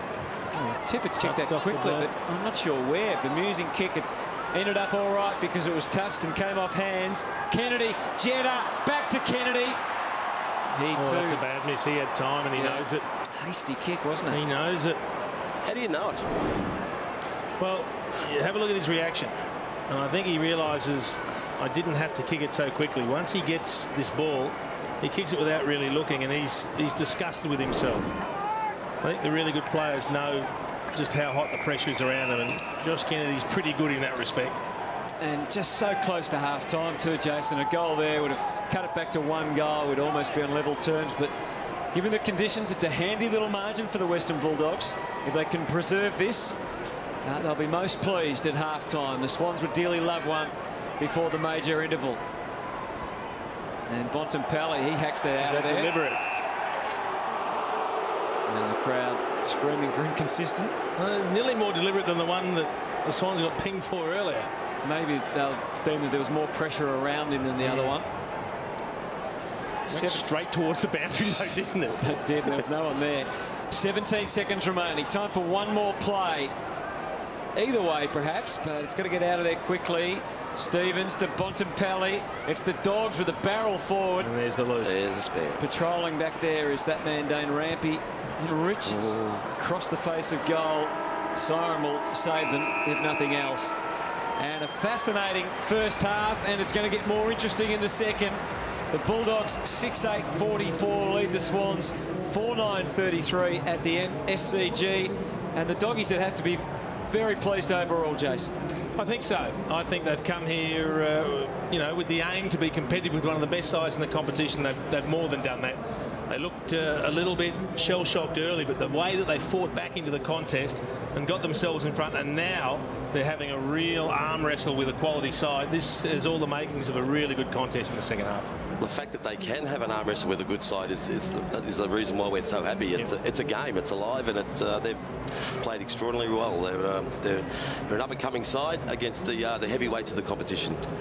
Well, those heavyweights are down by 11 points at the moment. I'm sure they'll have some interesting insights. Jared McVeigh's making his way across to chat to Barry Hall. Baz? Well, make a pretty competitive game of footy at the moment. Doggies come to play. Yeah, they have. Look, we started really well, and then we had too many handballs in the rain first quarter, but we got a little bit back there, but, you know, their pressure's been outstanding. You did seem to settle in that second quarter, started to get on top in the middle. You're back in the game now. Yeah, we are. Look, we've just got to get it going forward in these conditions. We've got quick forwards, so get it over the top and let them run onto it, and, you know, instead of handballing. Good luck in the second half. Back to you, Sandy.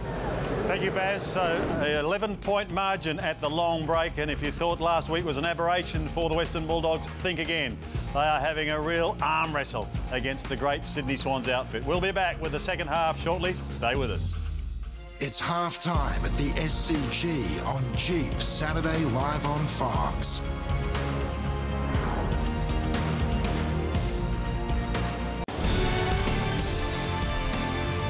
Weather will still play a big factor in this second half at the SCG.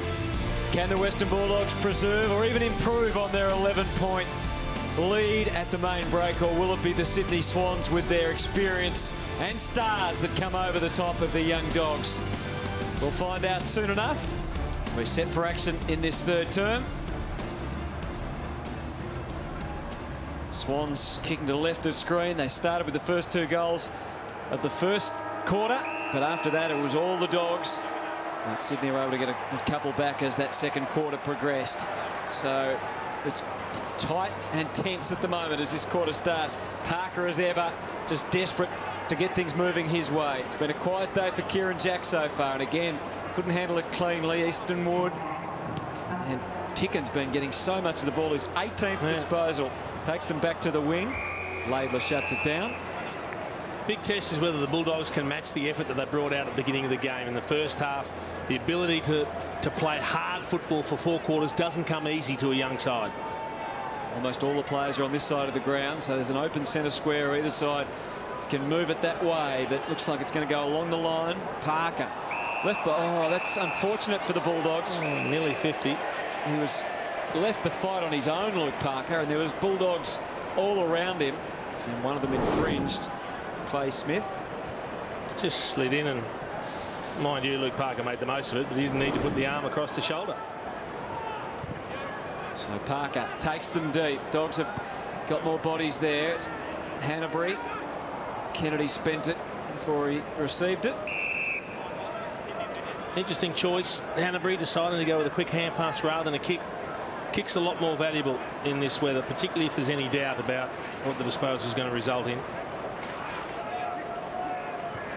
And again, Picken back to the wing, an effective one this time. Dalhouse is an extra Sydney defender back, Dane Rampy, and he gets good protection.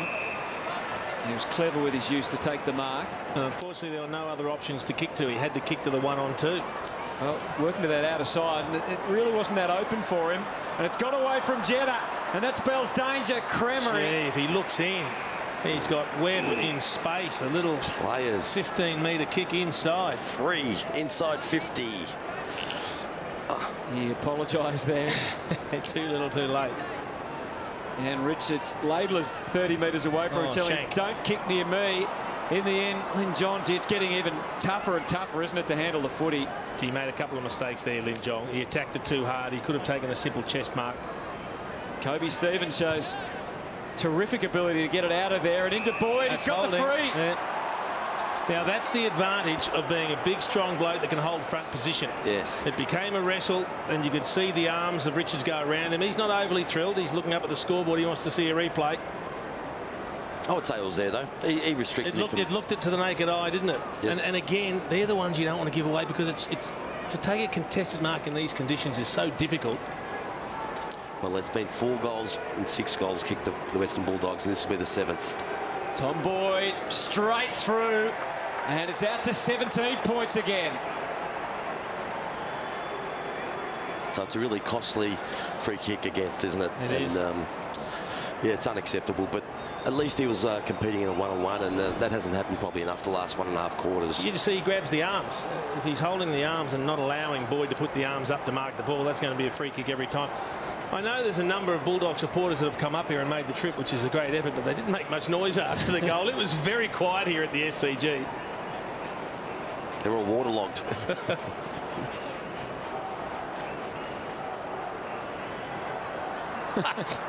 Everyone's celebrating. What was that? Was that a doll? She was actually thrown from ground level. Tom Boyd's second goal. Mitchell takes them inside again, but this is where it gets difficult for the Swans. Mitchell follows up, and now it's over to Franklin, who pushes and shoves and marks. Doesn't want to give away 50, Talia. He wants to make him kick the ball, which he hasn't kicked particularly well today, but he was just too strong, Buddy Franklin. He made good early contact. He read where the ball was falling and just out-muscled Michael Talia. It's been a good battle, these two. Rowan was calling for a 52, wasn't he? Just have a look there. Just a good shove. Both players looking at the ball. He missed one from a not dissimilar position earlier in the game. It's no gimme in these conditions. Probably his one downside, isn't it, that he does miss a lot of shots at goal.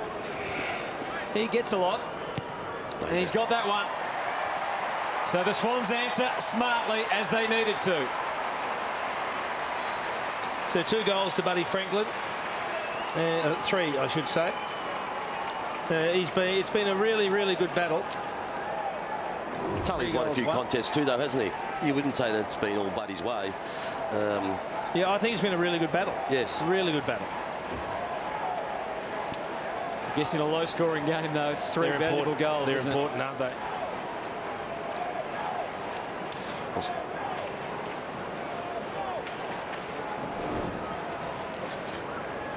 He's such a presence, but I mean, it's been an issue for Sydney, as it has probably at times for Hawthorn in years gone past. You can become too Buddy-focused.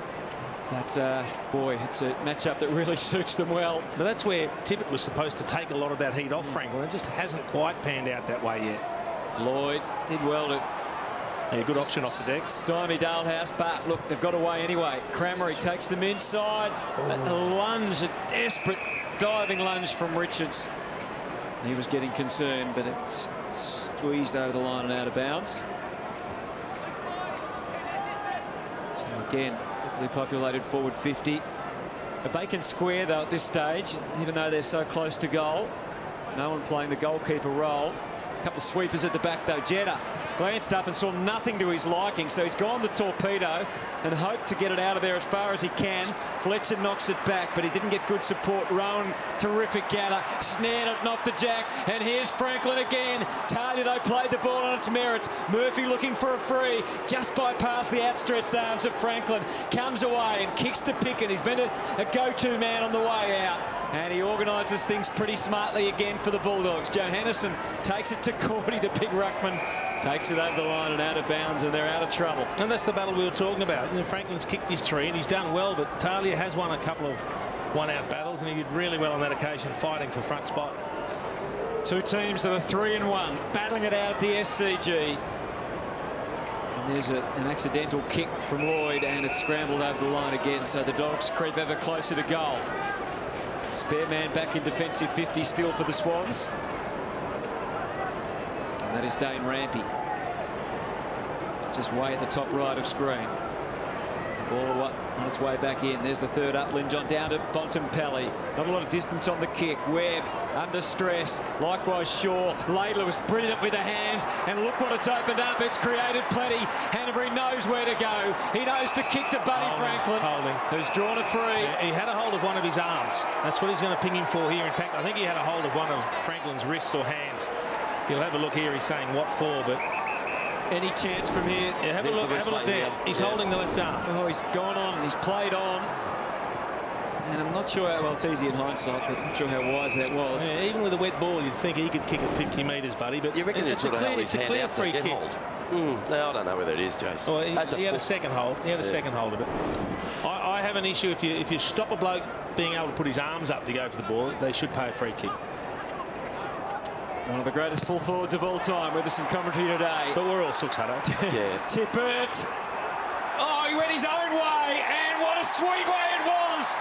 Kurt Tippett puts it through.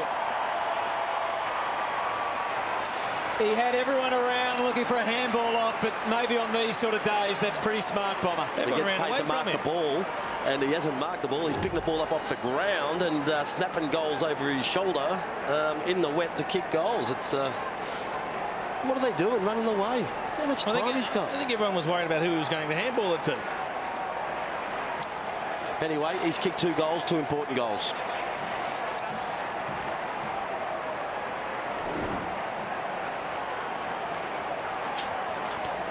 And they've muscled their way back to only 5 points in arrears now, the Swans.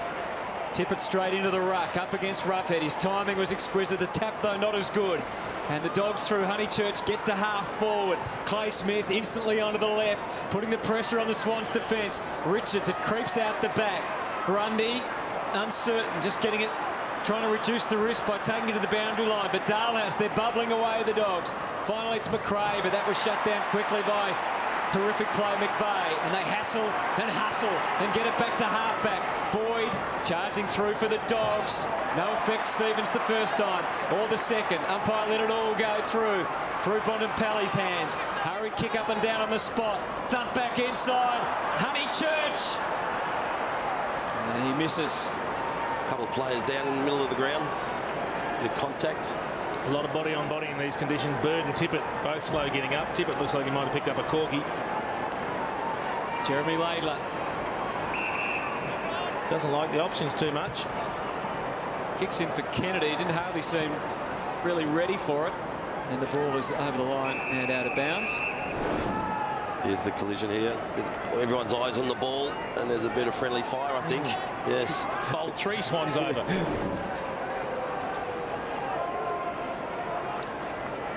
Back into play again. Cordy.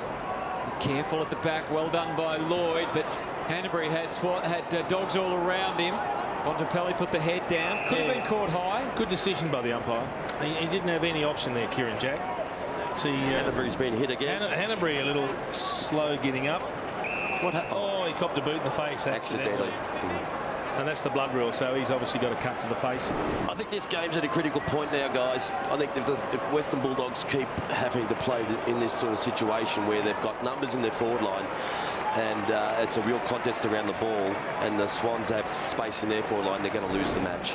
The first quarter, they looked most dangerous when they got the ball quickly. They run up the ground, but they run back inside 50. We haven't seen it since. That's a nasty one, isn't it, for Daniel Hanbury? Pike down to Kennedy, takes on the World. The World wins. It's a ball up. It's exactly what the Swans want, isn't it, this type of game? Lindjohn over the top, still in a precarious position though.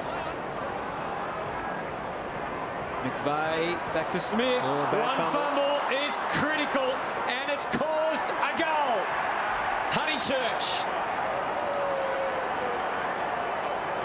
Bit of perceived pressure. It looked like they were going to mop it up and sweep it away, the Swans, but they have been very good. And you can see the exasperation on the face of John Longmire. in the coach's box. Laidler with the fumble. Laidler. And then the ball dropped down loose on the ground after a tackle. Honeychurch, Johnny on the spot, picks it up, kicks the goal. They've just got to keep putting the pressure on, keep forcing the Swans into mistakes and believing that they can get enough opportunities to win the game, the Bullies.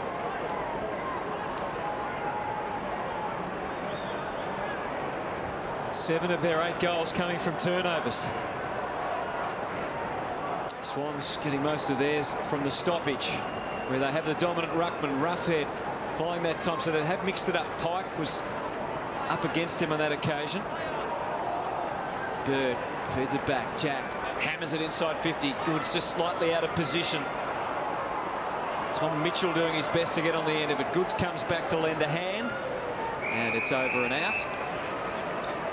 Let's get down to Baz. There's been a sub change, has there, Barry, or is about to be? Yeah, the Dogs have made the move in the sub. Ace Cordy's got the red vest on, and Rovac comes into the game.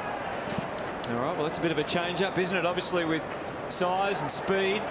Jetta takes it to full forward. Franklin. He was touched through. Well, what it does mean is they're not feeling threatened in these conditions by Tippett taking marks up forward, so they're happy for Roughhead to become a more mobile ruckman than maybe Boyd. And Boyd can have a ruck if he needs a spell as well. So Matthew Boyd sends it out towards the wing. Mission accomplished. It's over the line and out of bounds. And the standoff continues here at the SCG. Every goal is going to be so critical. Such a low-scoring encounter. Sydney kicked the first couple, and the Bulldogs came back, dominated. But now we've found some sort of equilibrium. There's a free kick paid there. Kick goes inside. Well, he wanted to play on quickly, Rovat, and make an immediate impact, but all he did was kick it straight to the opposition. So, you know, the intentions are right, the endeavour's there, but he just needs to make a better decision. Nick Smith. Oh, he was pushed off it there, was Tom Boyd, by the much smaller Luke Parker. Good news, Daniel Hannanbury, you see there at the bottom of your screen, just returning to the action. And how often do we see him with his head taped up? I mean, it's almost as much as we see Joel Selwood with a cut over the eye now. I was going to say 1-2, Selwood, Hannanbury. 11 points the difference at a rain-sodden SCG. Well done, Boyd, taking front position. Yeah, he's in the ruck anyway, which is a bit of the plan's going to be going forward. Johannesson for Picken, who continues to accumulate. His 22nd disposal coming up. So Roughhead goes to the bench. He was in the ruck moments ago, so those two will alternate in the ruck against Pike. Puts it deep as he can. It's still very much up for grabs. Stringer doing his best. There's a few boots swing around. Clay Smith had a little moment there, and it's out of bounds. This is where they've been able to make Sydney a little nervous, though, once they get the ball on the ground in the defensive 50. They will be apprehensive, that's for sure. Dogs pressing here again. The lead is 11 points. Quickly out to McVeigh. It's a 2-on-1, and it falls Sydney's way to Towers. Straight back into it, Rowan, but there's players everywhere. Ling John, umpire lets that go. Crowd voiced their disapproval. Kennedy, he tried to bust a move through there. Laidler hacks it up and down on the spot. At least clears the 50. Johannesson an awkward wait. And the result is out of bounds. I saw Dane Rampy a little shaky before, and this is the reason why. He just runs into a knee. Jackson McRae was standing there, and it was more Rampy running into it than McRae coming in. McRae came as the extra there. Time just ticks away. We've got to almost to the midpoint of this third term. Well, the longer they can stay in front, the more nervous Sydney will get. It's fantastic, isn't it, that they are in front at this stage of the game. Such a good test for them. Boyd over the top. There's Picken again. He's been relentless in his efforts. Oh, that was close to a throw. Richards, though, comes away for the Swans.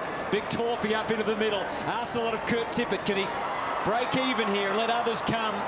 He has been able to do that. Towers pretty smart with the boot. Socking it through to Franklin. They evaporate around him.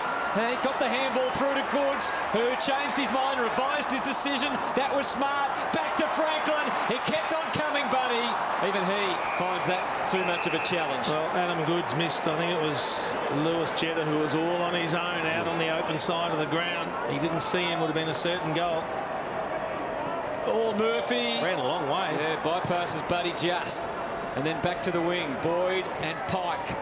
The spoil was good, but Dalhouse was well placed for it. He gains another 30 or 40 metres. Rampy lost his footing at the crucial moment. Cramery, Stevens, Laidler. Bontempelli, Richards, Laidler. Bereft of options. They had the numbers. Had to hope for the boundary more than anything. Kennedy takes them there. A set of clean hands and the Bulldogs would have run it in there with numbers. Would you try something else forward, like with the way it's sort of going? Like, I'm just not sure whether their forward setup for the Bulldogs is working for them. Stringer's been well quelled, hasn't he, since the first quarter? Oh, Hanbury wore another one. Picken, if they get it in there enough, eventually it'll break. Great effort. Rovac couldn't quite. On the way out, McVeigh straining every sinew just to get it to the wing. Craig Bird, magnificent when he had to be. Franklin one out. Jettis through the middle. It's going to go via Gary Rowan. The legs are pumping. Franklin's not one out anymore. And Easton Wood. Not a great kick from Gary Rowan. They hold on again.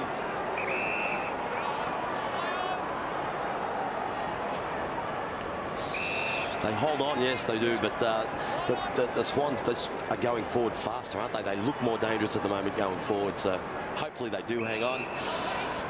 I wish they could just change it up a little bit, look a little bit different somehow, the Bulldogs.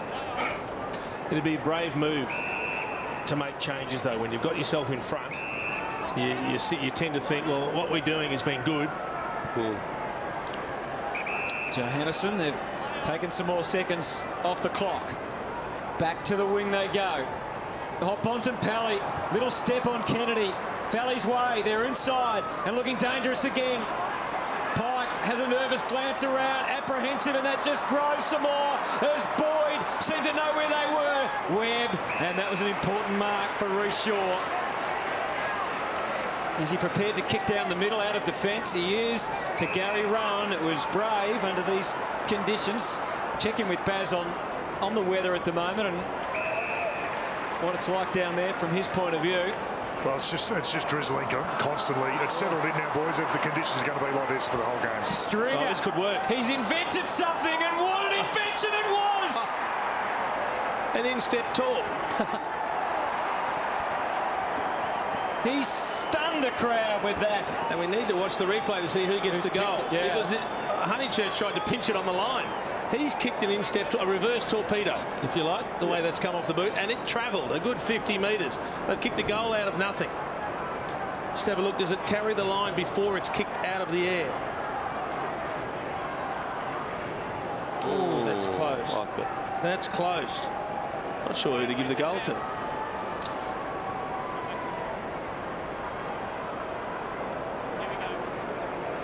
Your call, Hutto. I think it's a Honeychurch goal. Well, no, we'll see on the stats who they credit it with. They initially credited it to Stringer. They've now credited it to Honeychurch, Joe, so they've paid attention.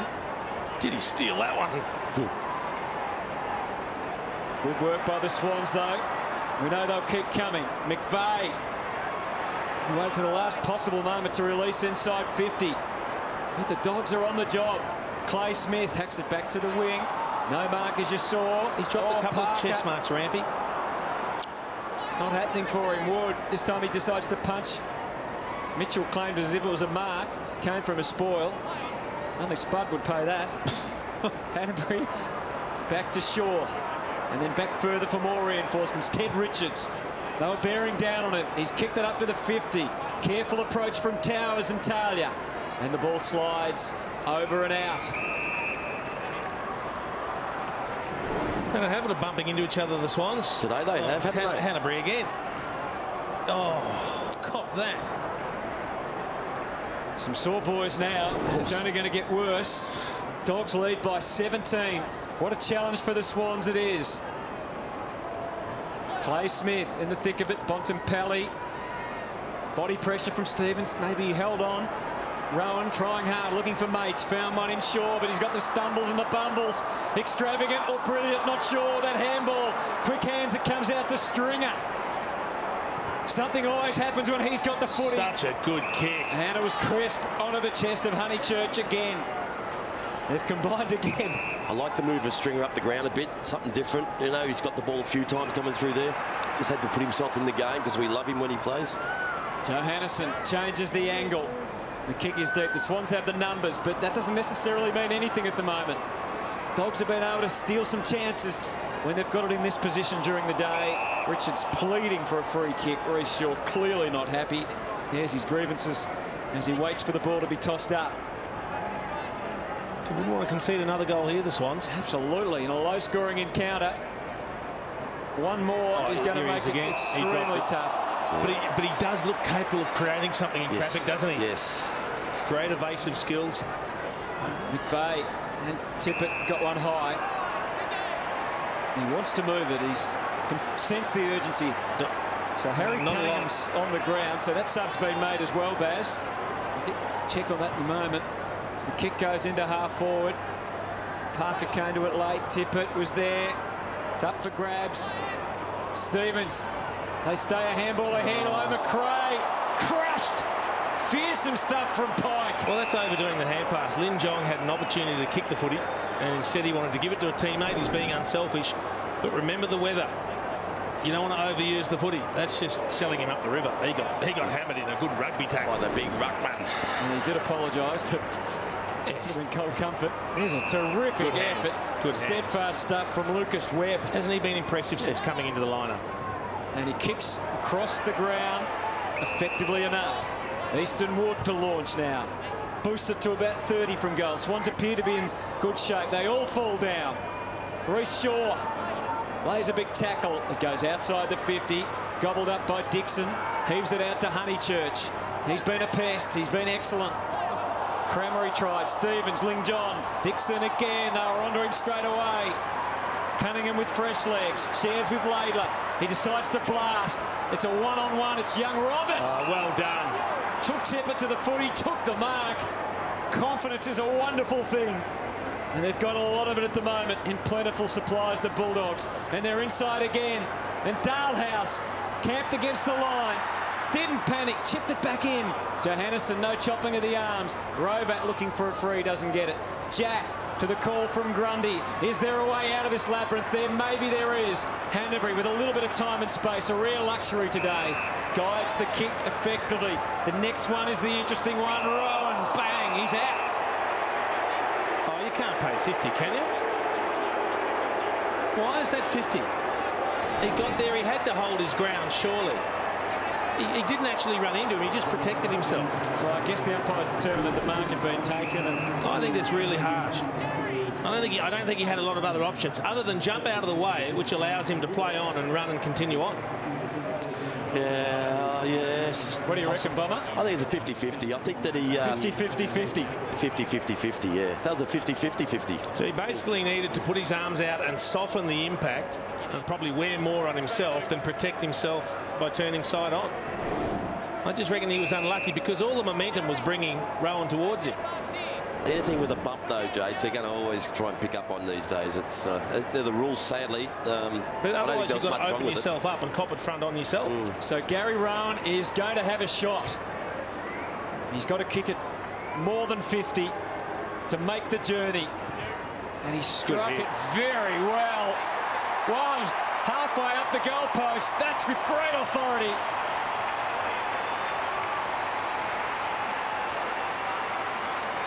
I guess you got to take the luck of the draw when it happens. If you get the rub of the green, he was closing in. So just to give you context around why he was there, he was closing in, didn't get there in time, so he pulled up, but he turned side on, and he didn't want to wear the contact from Rowan coming front on. He couldn't get out of the way, or Rowan continues on running towards goal.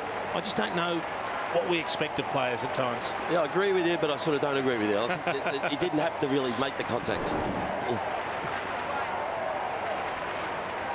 It's been such a bruising physical contest, this one. The last quarter, they will be out on their legs, you would expect. Who's going to be able to go the distance? 4 minutes remaining. Tom Mitchell giving it everything, but Bontempelli up for it. Again, they go forward and look potent. Dalhouse on all fours, doing his best just to get it out. Kobe Stephen copping it from all angles in there. Tommy Mitchell over the ball and draws some contact.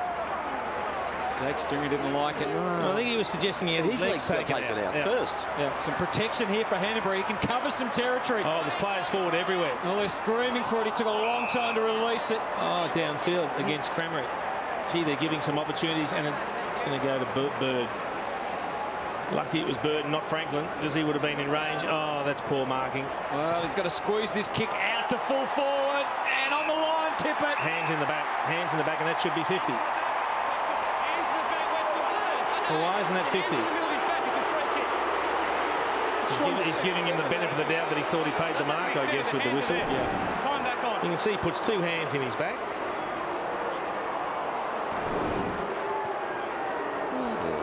Eastonwood comes away. Franklin's there to smash it away in anger, and it's over the line and out of bounds. Starting to get willing.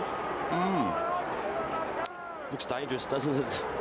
He's copped one in the head as well, Tommy Mitchell. Gee, the number of players that have copped it in the head today. Well, it's way back in. Kennedy. Gary Rowan. He's proved a big factor for the Swans as they keep coming. Murphy against Bird. Webb against Goods.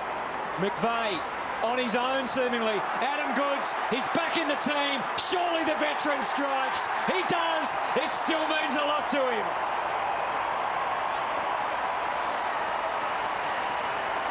Well, they strike back with a couple of goals late in the third term, just when it looked like the Bulldogs were opening up a really challenging margin.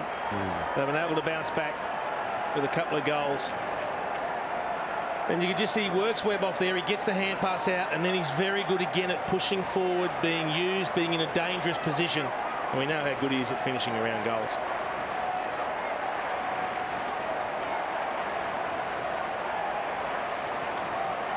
Second goal of the day for Adam Goods, and they close to within 5 once more, the Swans.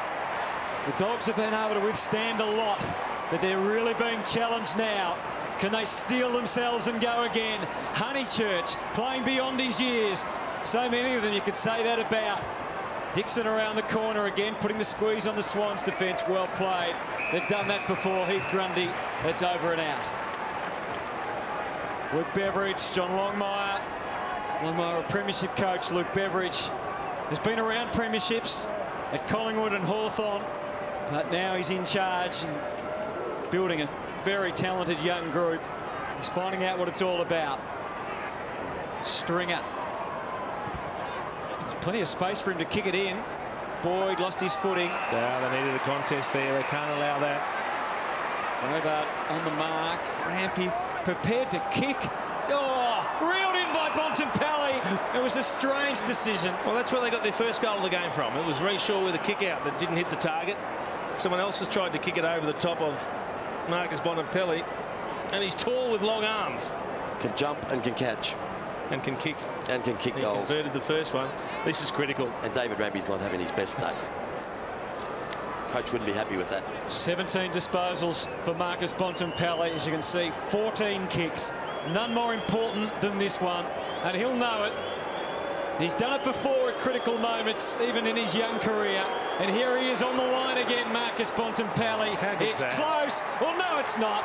It's a goal just when the Dogs needed it. He's a star. Oh, just an like clapping star. and saying, yeah. What they have proven to be very adept at in 2015, the Bulldogs, is punishing teams with forward half turnovers. They're very, very good at that. And here's another one. Remember that kick out from Reshaw in the first quarter? Very, very similar. They're changing direction to the open side. The kick didn't have enough on it. And there's the numbers. They are the #1 team in the comp for punishing turnovers in the forward half.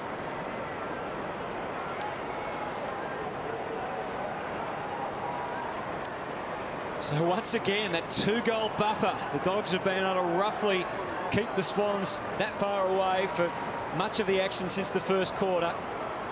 Kieran Jack, Tom Mitchell has been a good inclusion for them, been well suited to these conditions. 25 disposals for Tom Mitchell. As they scrounge for the ball, literally in the middle. Dalehouse dangerous. Try getting out of that.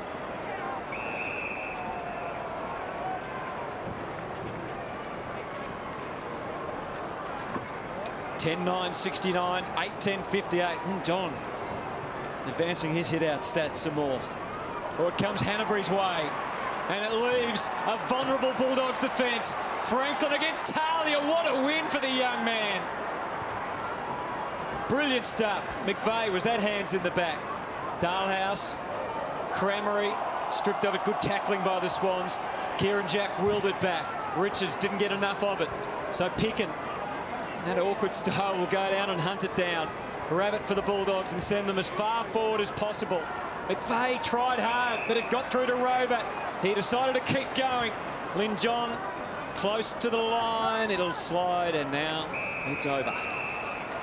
Well, they've withstood a little bit of pressure from the Swans, haven't they? They've done it all day. Every time the Swans have come at them, they've handled it, and that's a really good stat, this one on the screen at the moment. You know, punishing turnovers, that's what good sides do, and Geelong have built, you know, success from it, and so have Hawthorn, and it's great for the Bulldogs to be able to, you know, present these stats for us and really punish opposition turnovers. Only 4 seconds to go, and time is up for this third quarter, and the players are exhausted, but the Western Bulldogs have been able to withstand everything the Swans have thrown at them so far. Can they do it? Can they keep it going in the last quarter? This mighty Swans team will throw down a massive challenge.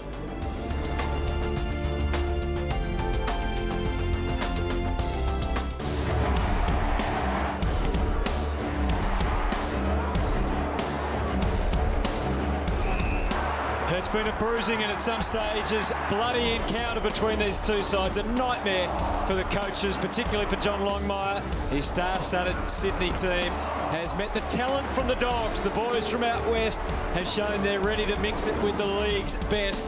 And John Longmire finds his team trailing by 11 points as we head into the last quarter. Still some rain around, greasy conditions, tired bodies. It's a terrific cocktail for what should be a fascinating last quarter. Let's get down to Barry Hall. He's been a star for both these clubs. How are you singing from down there, Baz? Oh, it's going to be a fascinating last quarter, as you said, Hutto. And Sydney, look, the home ground advantage has been pretty evident. The last 20 appearances the Swans have had at this ground, they've won 16, lost 3 and drew 1. They know how to play this ground very, very well. So the Swans very rarely lose here. Another thing the Swans got in their advantage is the last quarters. This season they've been outstanding. They've won 3 last quarters out of 4. On the flip side, the Western Bulldogs, they've lost 3 last quarters out of 4. So that's concerning from a Bulldogs point of view. Can they hang on? It's going to be a pretty interesting last quarter. You got a gut feel either way, Baz, on which way it'll go? I think the Swans are looking cherry ripe to take over this last quarter now. I think they've got most control of the game. I hope the Dogs hang in there for their sake and don't get overrun in this last quarter. What do you reckon, Jace? It's a hard one to pick. I think we're all a little bit the same. The head says back the solid bet, which is Sydney. We know what they did to Essendon in the last term up here. They get on a roll. They'll bring the place alive. They can kick 6 or 8 goals pretty quickly in the last term. But the heart says it's been such a courageous effort by the Bullies. Are they strong enough and seasoned enough to hang on for another 30 minutes? You kind of hope so because they deserve to, but you don't get anything without earning it in this game. You don't, and I hope so. And my sentiment's exactly as yours, Jason. I hope that they get up the Bullies, but I think the Swans will. It's the Bulldogs by 11. And we're not barracking. It's just that sometimes you like to see a new team sort of jump into the mix, particularly a perennial battler in recent times, come back and really start to put themselves up amongst it. So we've got an idea. Look at this man. Jesse Stringer plants himself in the thick of it and gets them going.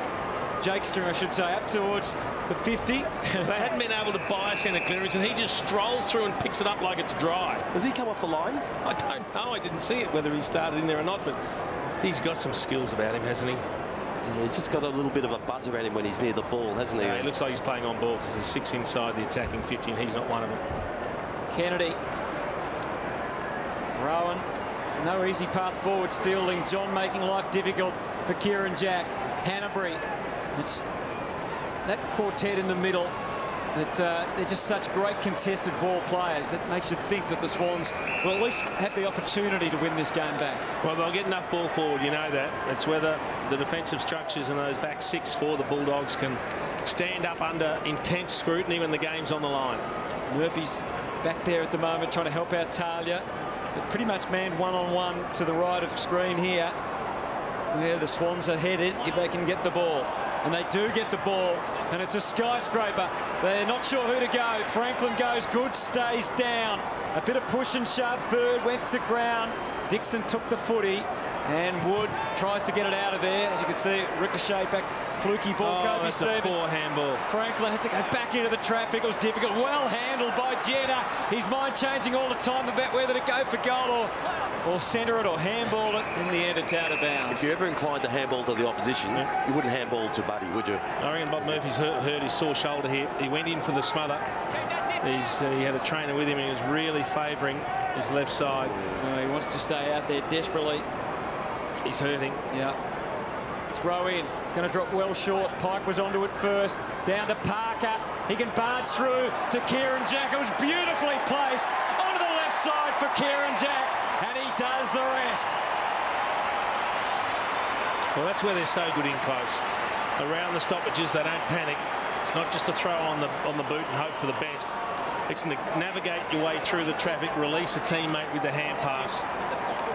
And Parker and Jack. Yeah, good combination. Now look at that. He breaks the tackle, then he looks around. He finds Jack in space, and then he knows what to do. They keep turning up, don't they? Contest after contest. So it's what it's given them great years of service, and it stands up, and it's a great goal by them. A marvellous goal from Kieran Jack. We're not sure about the health of that man, Robert Murphy. He's trying to show leadership in many ways. He's certainly trying to urge on his young teammates. But the Swans barrel it out of the middle again. Kieran Jack, here comes Kurt Tippett, approaches it carefully. Didn't want to overcommit, brought it to ground. Cunningham had Hanbury in his back pocket. He's running the wrong way, Hanbury. Had to shape it back for Goods. Trying to put the physical stuff on Woods. This will test Murphy. Oh, that'll test him even more. He passes that test all right, although the arm still looks a bit sore. Staying out there in the battle.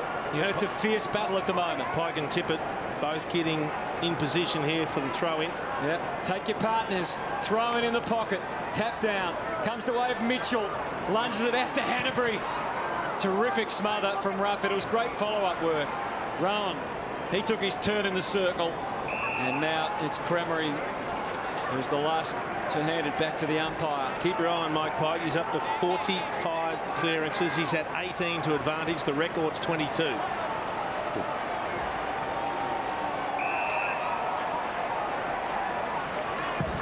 So 5 points the difference. That's all that stands between the Dogs holding on to an incredible win, and the Swans coming over the top. McRae looking for a free. Umpire, he did buy.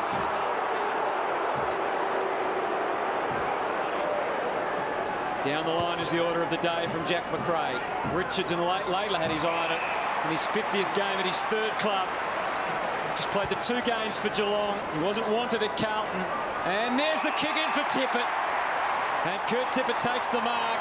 And the Swans, who haven't been in front since midway through the first quarter, have an opportunity to get there now. It's good strength, good contested mark. I wonder if he got away with a jumper tuck there on Fletcher Roberts, but he was in the right spot, puts himself in place now to kick his 3rd goal, which again, without a lot of possessions in these conditions, is a big impact.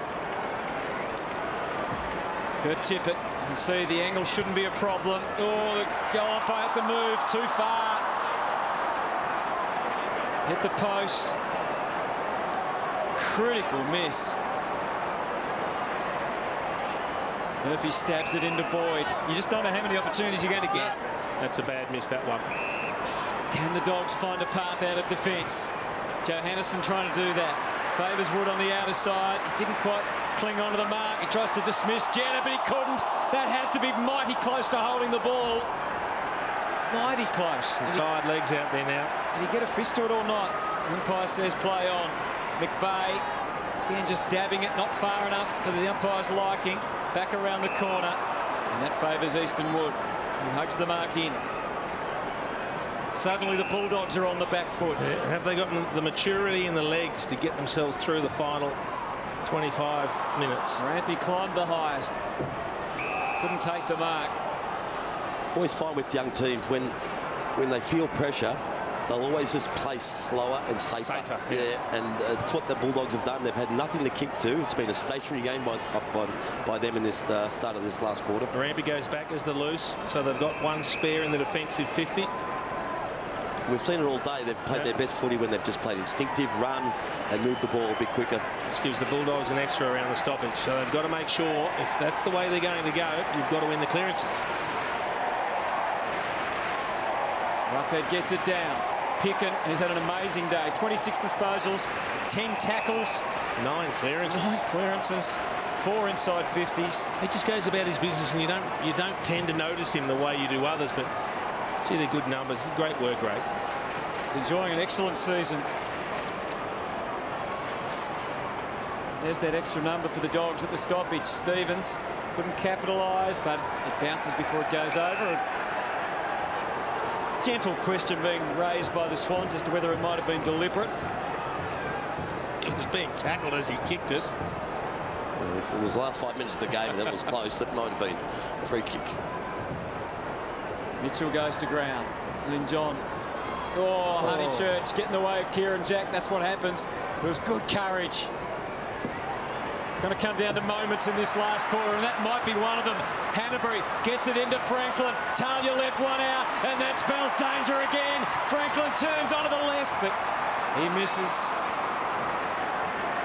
It's a great experience for the young Bulldogs players. No matter what happens, if they win or lose, to play in this type of game is you can't buy this experience.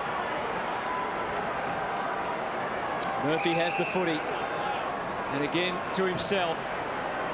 He searches for something on the outer side. Roughhead was that something. Pike there to combat back for the Swans.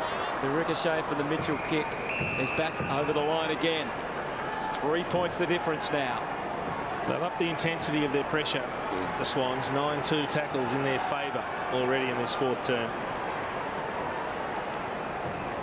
Tippett guided it down. Cramery.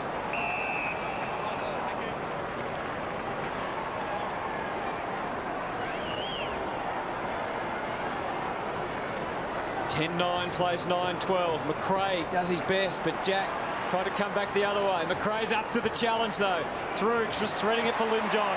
He's ragdolled. And the ball goes out of bounds again. Jared McVeigh still laying heavy tackles after all these years. Yes, he would have laid a lot of tackles in his career, wouldn't he? Jared McVeigh. Roughhead pokes it down. Lynn John cleared the path for McRae. That extra man again helping, but not so much. Gee, they can't afford that. Can't afford that.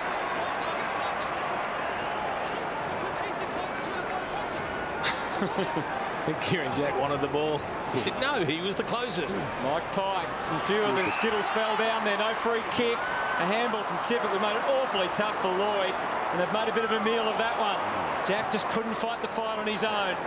Big one-on-one. Grundy, Boyd, pushing, shoving, digging as deep as they can. McVeigh knew where the boundary was, but he used Grundy instead, and that extra body this time favours the Swans. A stumbling, bumbling Ted Richards did enough. They're forced close to goal. They're getting worried. Hurried kick, Nick Smith. Back to the even numbers on the wing. Mark not paid. Play on Boyd. Got it to Ling Jong. Back to half forward again, Clay Smith. Good solid work, though, by Mitchell. Stood up in the tackle. Kick didn't go far. Hanbury and Cramery the next to fight it out. Hack forward, up and down by Stevens. Inside 50. Boyd crowded again. Broke even. Smith, that was slick, to Richards. And that's a magnificent kick to Hanbury. And Franklin's deep. He's waiting for the ball to arrive. Talia got help from Fletcher Roberts. Courageous effort. He worked hard to get back there and steam across the front of the contest. Really good courage with the flight of the ball. They're just looking a little tired, the Bulldogs. The seasoned campaigners, the Swans, are coming hard at them. Got to hang tough.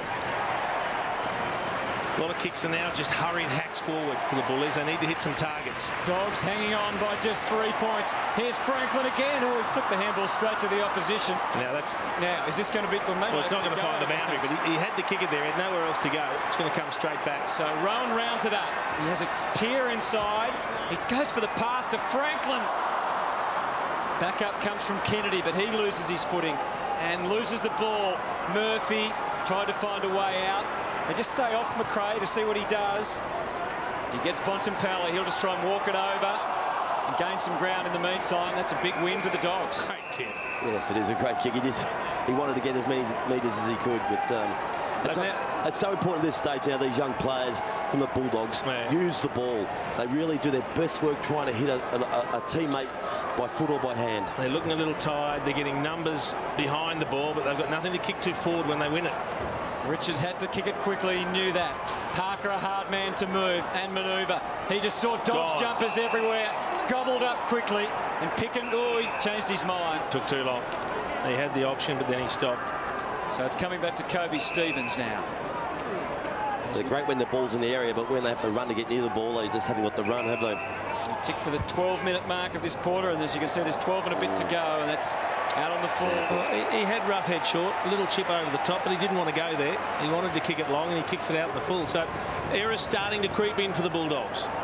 Swans wanting to maintain possession, but modern footy, that's what you do, but it's difficult in these conditions to see they can execute. They've made the switch. Lewis Jetta in the middle of the ground all on his own if they spot him. Just decided now. They were told to run by Grundy, who's there to lend a hand. Kicks to Kennedy. Safe enough. Kennedy takes the mark. Peers back into the middle. There's a kick on the angle if he wants it for Mitchell, but he decides the risks are too great. Rowan wants it down the line. And the kick is tailored for him. He had to fly without any real intent to mark. Rovat ridden into the ground a little. Here's Rowan again.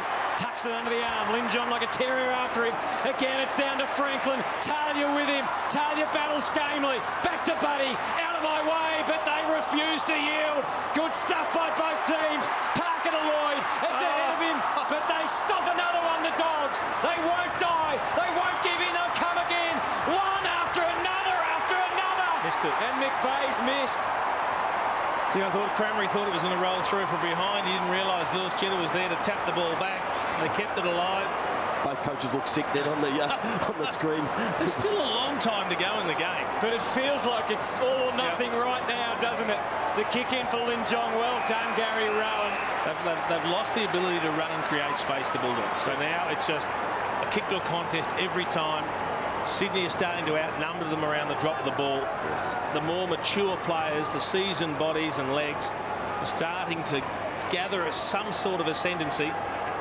Could the Dogs get them on the counter, perhaps? Have they got the legs to do that? Looks like it's all manned up behind the ball. So that means they're even numbers here as well. Bontempelli. Kennedy muscles him out of it. Hanbury just eases it into the 50. Adam Goods. Luke Parker. Luke Parker can't get it through. Goods has another crack. They go to ground. Hurled out. Harry Cunningham. Harry Cunningham. Mr. C puts it through. And the Swans are in front. Wow, what a game. What a game. This is so exciting. And the Bulldogs are just trying to hang in there. The Swans are charging. They're really predictable behaviour. They all go front and square. They're running stronger. They make the right handballs to the right player, running towards their goal. And they've just worked a goal out of nothing, haven't they? The Murphy smother was spectacular. He dived full length to smother Luke Parker's kick. Oh, was that Murphy, was it? Yeah. But then the ball spilled out and Cunningham picked it up. So he got a reprieve when Sam Reid pulled up sore during the week. Harry Cunningham, after being originally left out of the team, the sub, he's on, and the Swans are finally in front. Haven't been that since midway through the first term, but there's a long way to go. And the Dogs have time on their side, and we know they'll keep having a crack. As Matthew Boyd escorts that over, much to the disdain of Kieran Jack. Sort of feel sorry for him, don't you, Hutto? You just want to just find something so they can just generate a bit of ball movement and get a goal back. Plenty of time to do that. If they, as you said, if they can somehow contrive a goal, even the boundary umpire feeling the pinch here. Well, what they can't allow now is the spare behind play, and they're conceding that at the moment, the Bulldogs. And it's hard to see them scoring while they allow Sydney to have a loose deep in defence. It's back into play again. Roughhead trying to overcome Pike. Kobe Stevens did enough in the umpire's eyes. Kennedy.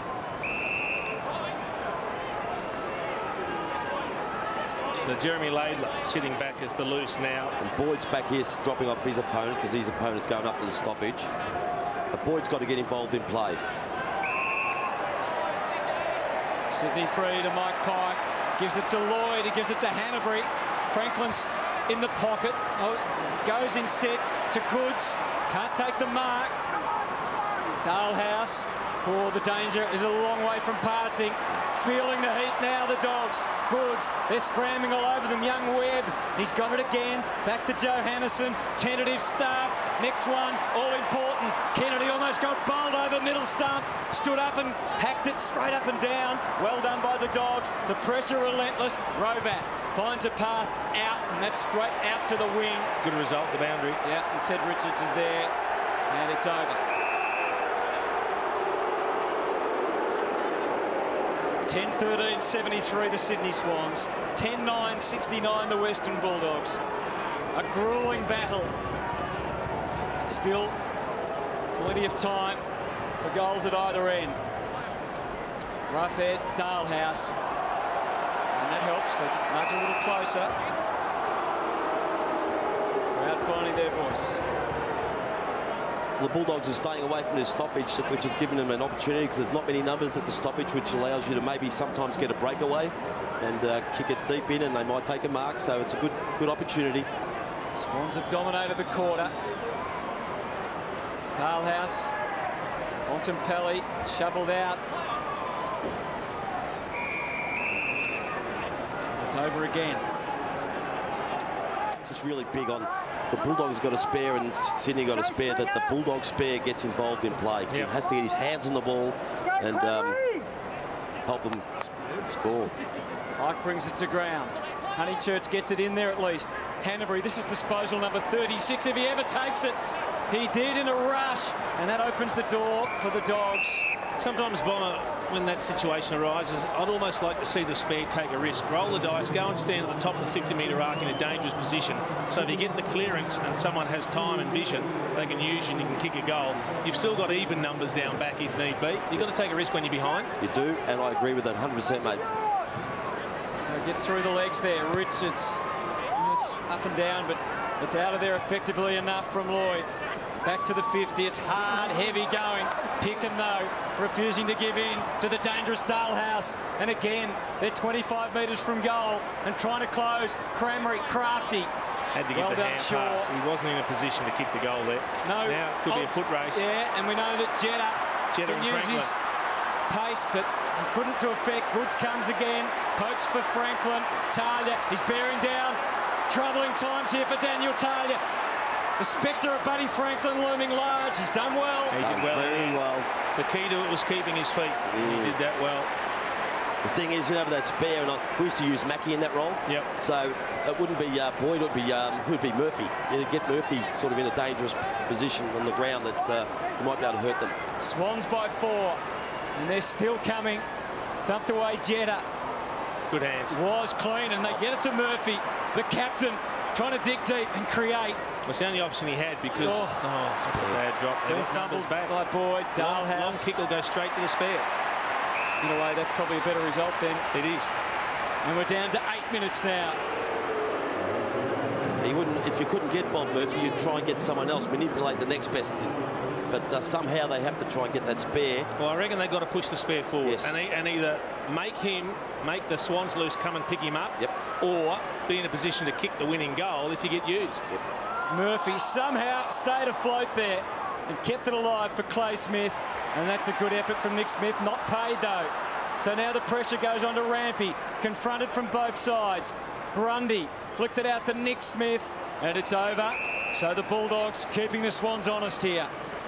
4 points the margin, 25,500 wet Swans fans, and there's some Doggies fans there as well that have got great belief in this young team. They're still right in this game. The lead just 4. Kennedy, Jong, it's the full revolution. Can't get it clear. Bontempelli was able to, but where's it going to end? Back where the bodies are. It's good at getting the hands free, Bontempelli, isn't he? Even when he's tackled, he can lift him up over the top of the tackle and get a hand pass out. We're down to the last 7.5 minutes. Dixon was already into his move even before he got the ball. Gary Rowan toiled hard. Clay Smith going to ground looking for a free. Cramry, Laidler, shut down. Picken. Oh, had to get a kick in there. Rowan had Richards to assist. Back to the wing, even numbers. Roberts and Tippett. And well done, Fletcher Roberts. He's done well in a couple of one-on-one contests, Fletcher Roberts. Yeah, looks like a handy type, doesn't he? Yeah. Been there, been on the list for a few years now. 10-13 Sydney, 10-9 the Western Bulldogs. Absorbing struggle. What a battle it's been between these two sides. Bit of volleyball action. Bontempelli, Murphy got away this time from Bird. Chips it up high. Dalhouse, Smith, Rovat tried to get it to the danger man Stringer. Dalhouse goes again, and so does Rovat. Cramry, so hard to maintain control of the ball. Almost impossible. Just desperate to get a kick in forward, but Gary Rowan is now sitting back as the spare for Sydney. So they've got two deep. If the kick goes in, you've got Tom Boyd deep with Grundy as opponent and Gary Rowan sitting just off him. And a few Rowan more lurking coming back. in the space, yep. Cramry on tired legs into this wet SCG turf. Just takes one special act. Just something out of the ordinary can get the Bulldogs over the line. Kobe Stevens gains them 15. Cunningham not really interested in keeping it in. And now it's 6 minutes 10 remaining. Grueling encounter at the SCG.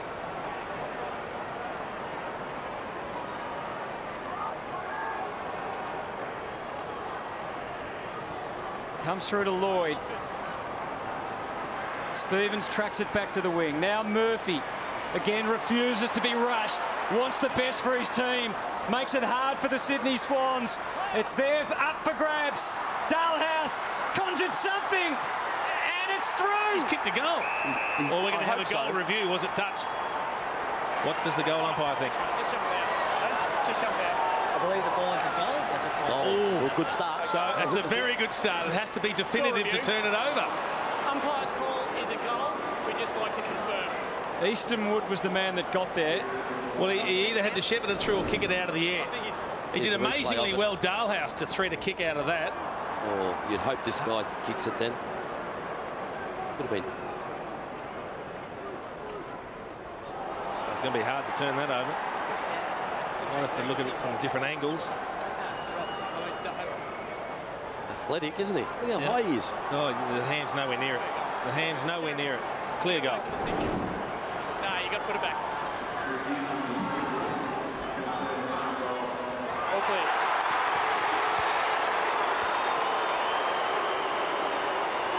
Your ankle all right, mate? Well, they found a way. This is incredible effort from the Western Bulldogs. And now we know how experienced the Swans are. We know how good they are at just getting results in tight times. You know, they had the extra. It got over the top of Gary Rowan. He tried to hit it forward, but he let it get over the top. And this is just some good athleticism, isn't it? Yes.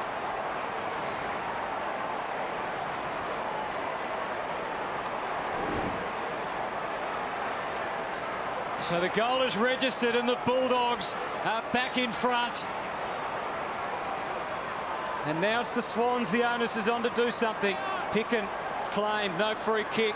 Ling John, you know, he'll just try and get it as far as he can.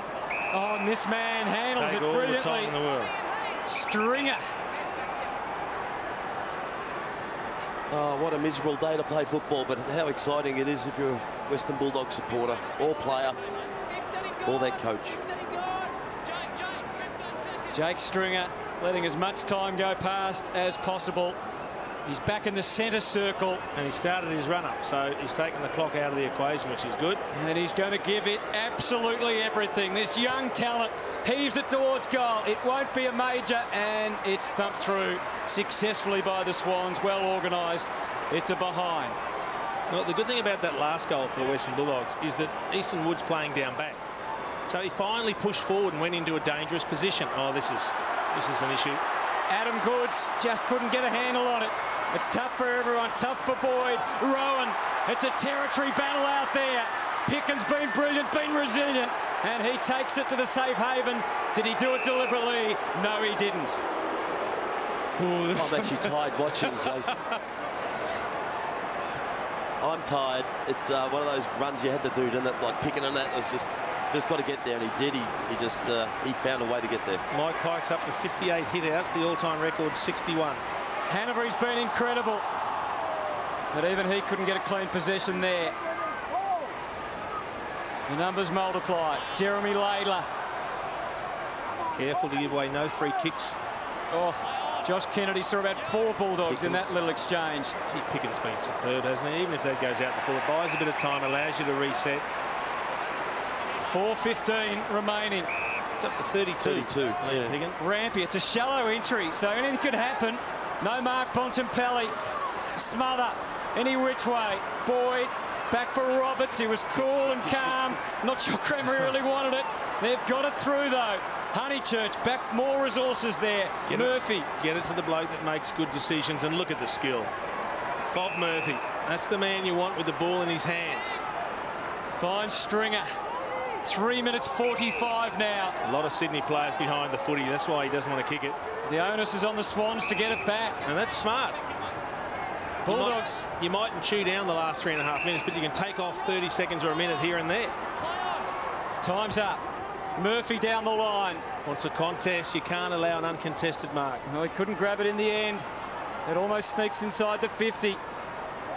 There's a lot of almost going on out there. Almost handballs, almost kicks, almost tackles. I like the numbers. I like the numbers of the Bulldogs there. It's being represented in close at the ball. And John's got some issues with the finger. Didn't stop him going third man up. Have a look at it at the end of the game, son.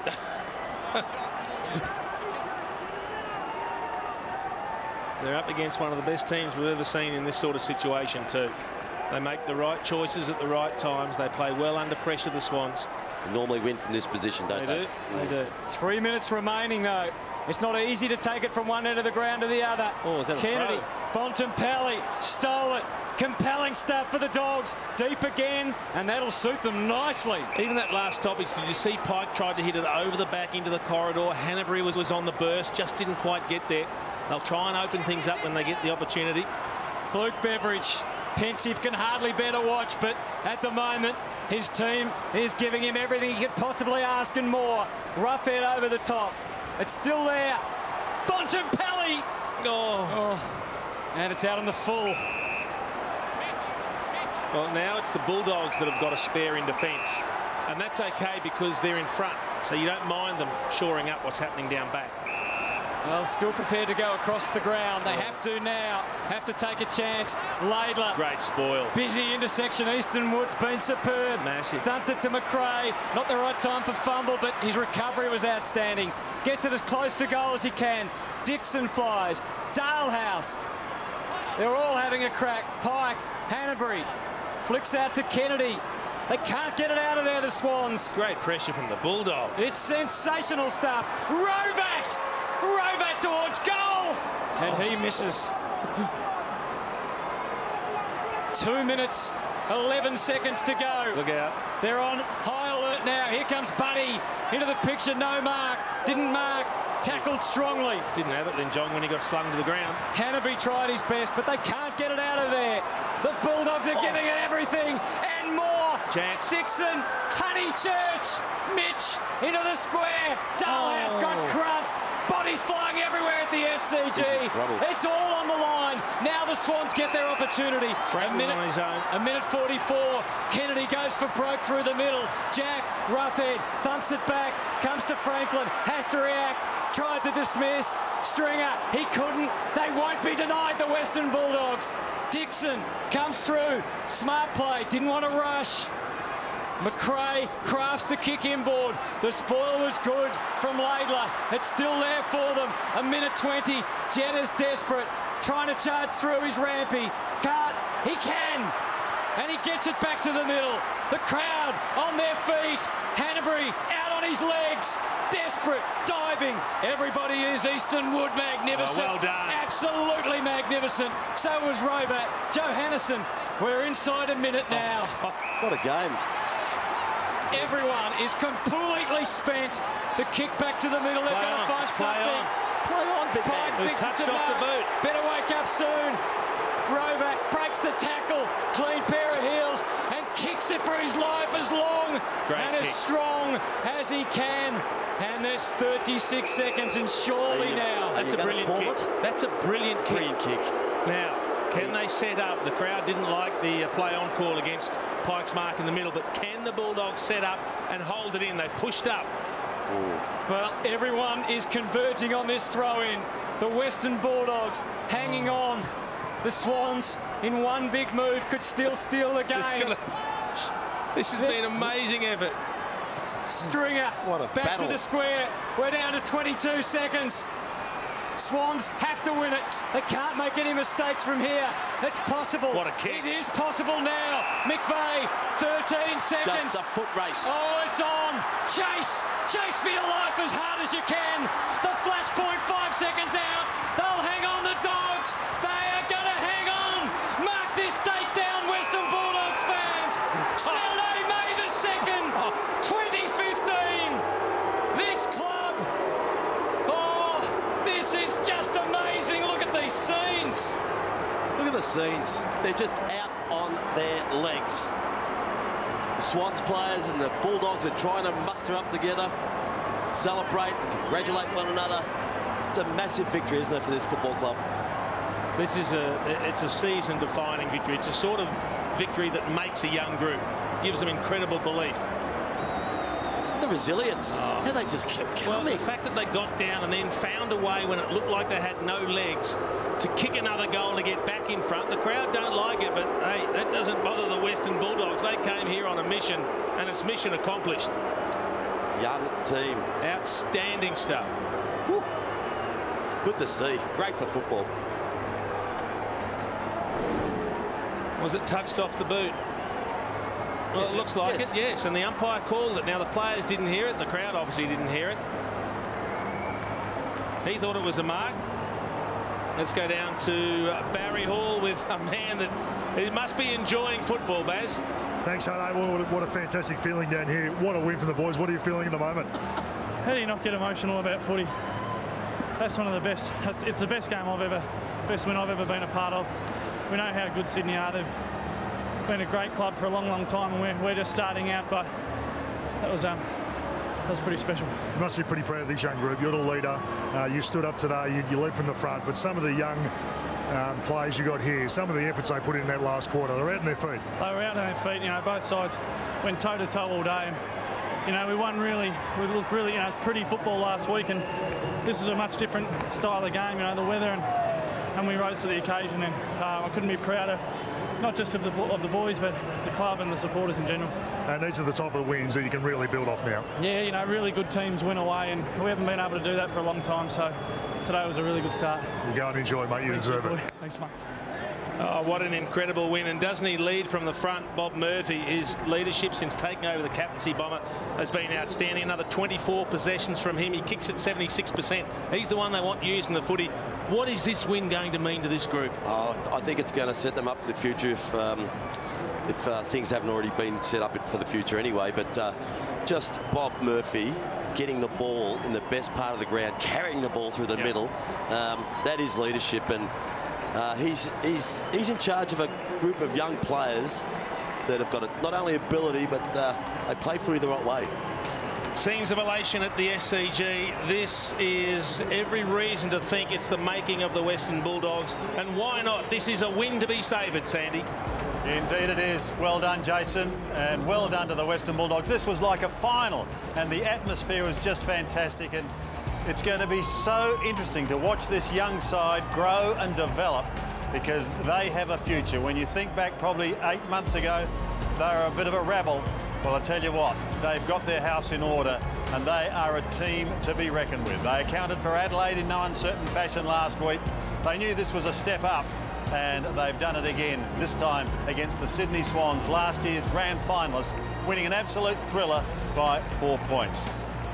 There's another game going on at the moment. It's between Brisbane and the Gold Coast Suns. It's Q Clash 9. Tommy Rockcliffe has had a shocking run with injuries. And just have a look at this, because he clashes here with May's shoulder. It's quite accidental, but is knocked out. In fact, was out before he hit the ground. He has been stretchered off and immediately, we understand, taken to hospital. So his dastardly season continues, and we just wish him all the very best. We've still got a lot more to come. Dogs fans, just relive the last couple of hours because you deserve it. They got home in a thriller by 4 points. More in a moment.